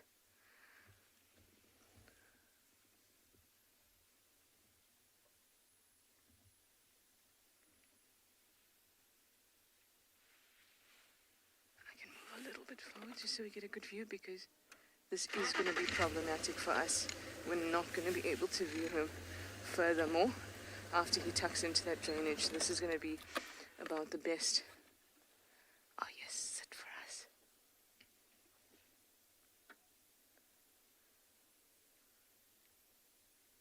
Oh my goodness, guys, are you as happy as I am to see him?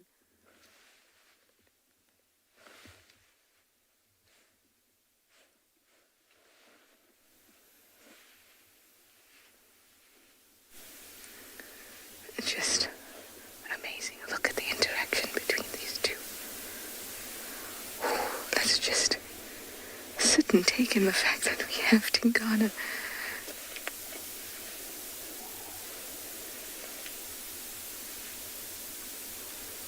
This looks like Swazi behind him.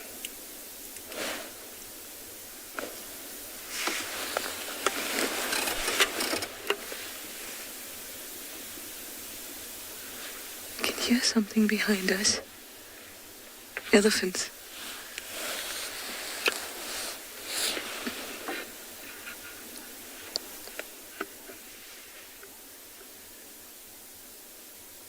So this is the cub Swazi. I mean, oh my goodness. I'm just gonna call this in quickly on the radio.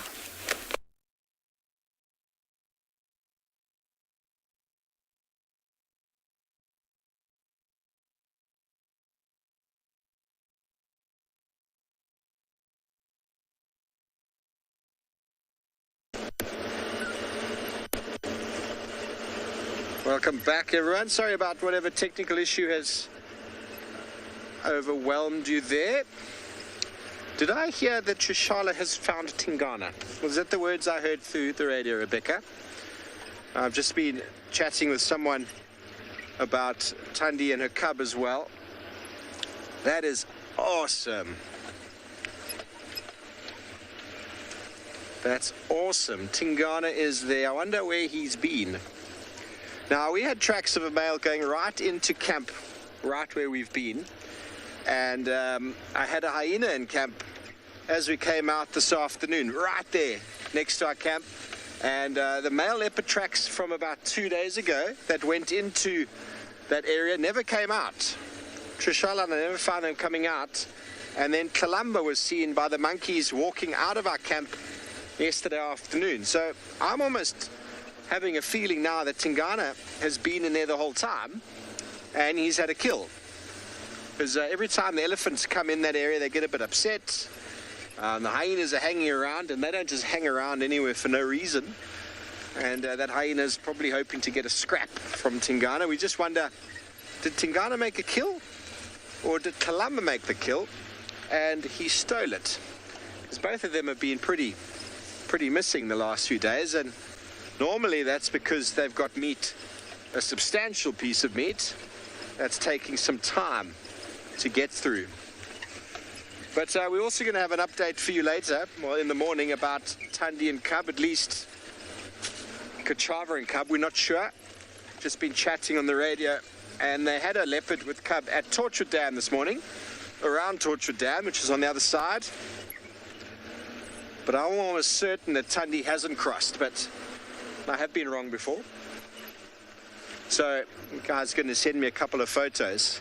Kachava is Thandi's daughter, so they do look very similar. Anyway, let's quickly go back over to TRISHALA and Tingana. Yeah, that's him. Oh, I got so upset knowing that you couldn't view him and that he might go into this drainage, but then he was so obliging and he's just sat down. I am thrilled, absolutely thrilled. And thank you for Tech. Oh, thank you to Tech for getting on that. I'm going to be quiet because you'll be able to hear there's elephants around. You might even be able to hear Swazi the hyena walking around. A lot happening here right now.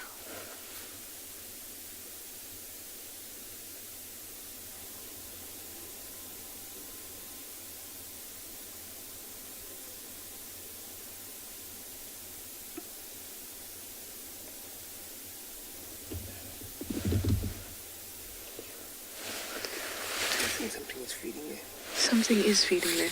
I'm going to reverse a little bit because something else is at the pan. I just want to have a look and make sure we're not missing out. No. Something sounded very close. Just up there. Okay. Let's just put ourselves in a position where we can see both the pan and Tingana.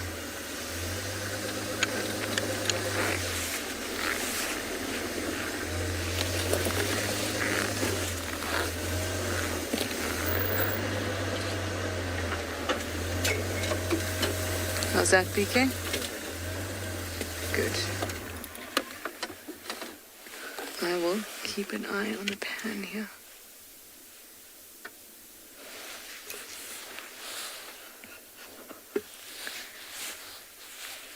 Oh, it's been so long, and I'm so glad that we've got a sighting with him.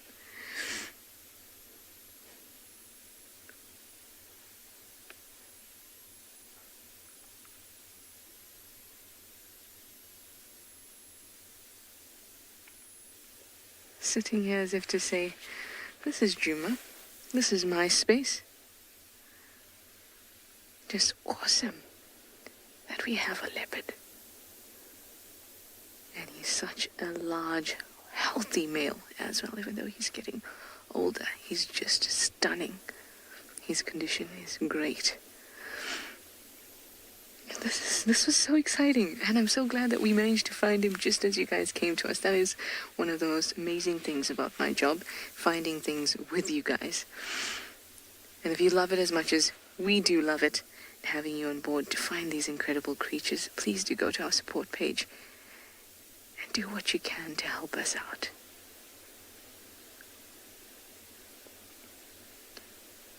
So Tingana, for those of you who don't know, is a dominant male leopard in this area. Actually, he is. I had a slip of the tongue there and said it was, because we're starting to think that he's getting a bit nomadic. He's been spending time away from this area. Hukumuri's been moving in. Mowati's been moving in. And he's 13 years old, so he's an older leopard.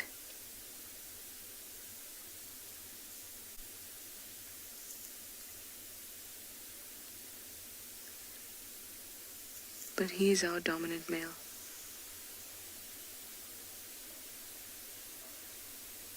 Off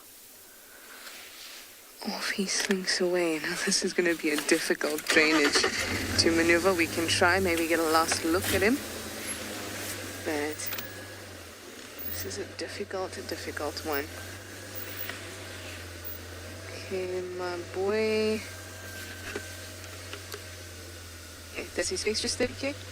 I'm gonna try. Get in. Yeah. You may just have to look over my head. Now, because of the infrared light, see, if I spotlight him, then I'll bring attention to him, and I could potentially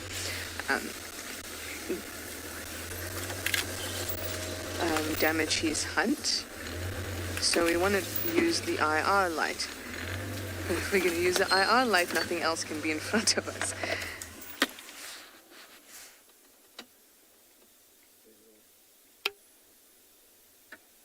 He's gone.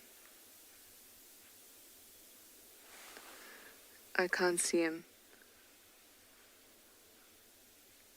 Yeah, I can't see him. Huh. Our option, he's actually going to come out by the new rooms of camp. Actually, probably in front of my room.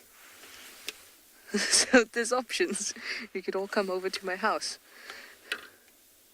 But they tend not to actually do that. You'll tend to move across through the drainage and not actually come up to the rooms, just because there's a lot of human activity around. Okay. I'm afraid that's as far as we can go in this direction. You can see there's quite a plunge down there. He was drinking so sorry about that was loud. He was drinking so loudly.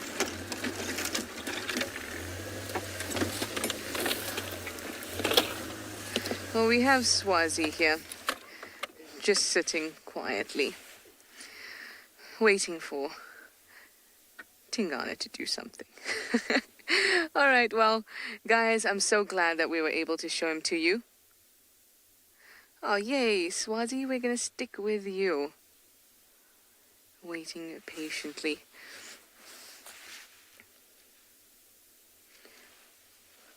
I am so happy, so happy, guys, that we were able to do that.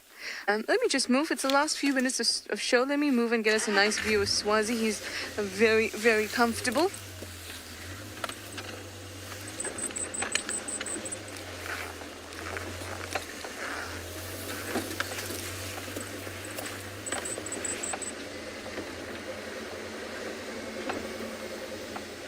Hey, gorgeous.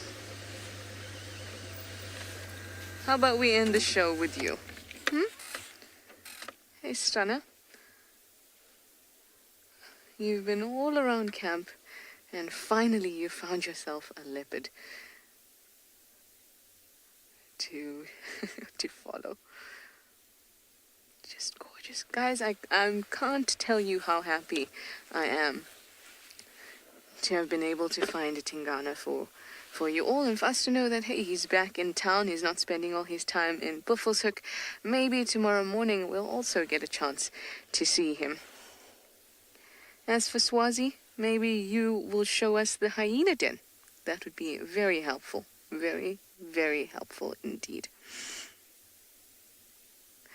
Well, guys, that was exhilarating. There was something for everybody this game drive, and we'll see you in the morning. So thank you for your questions and comments, and good night.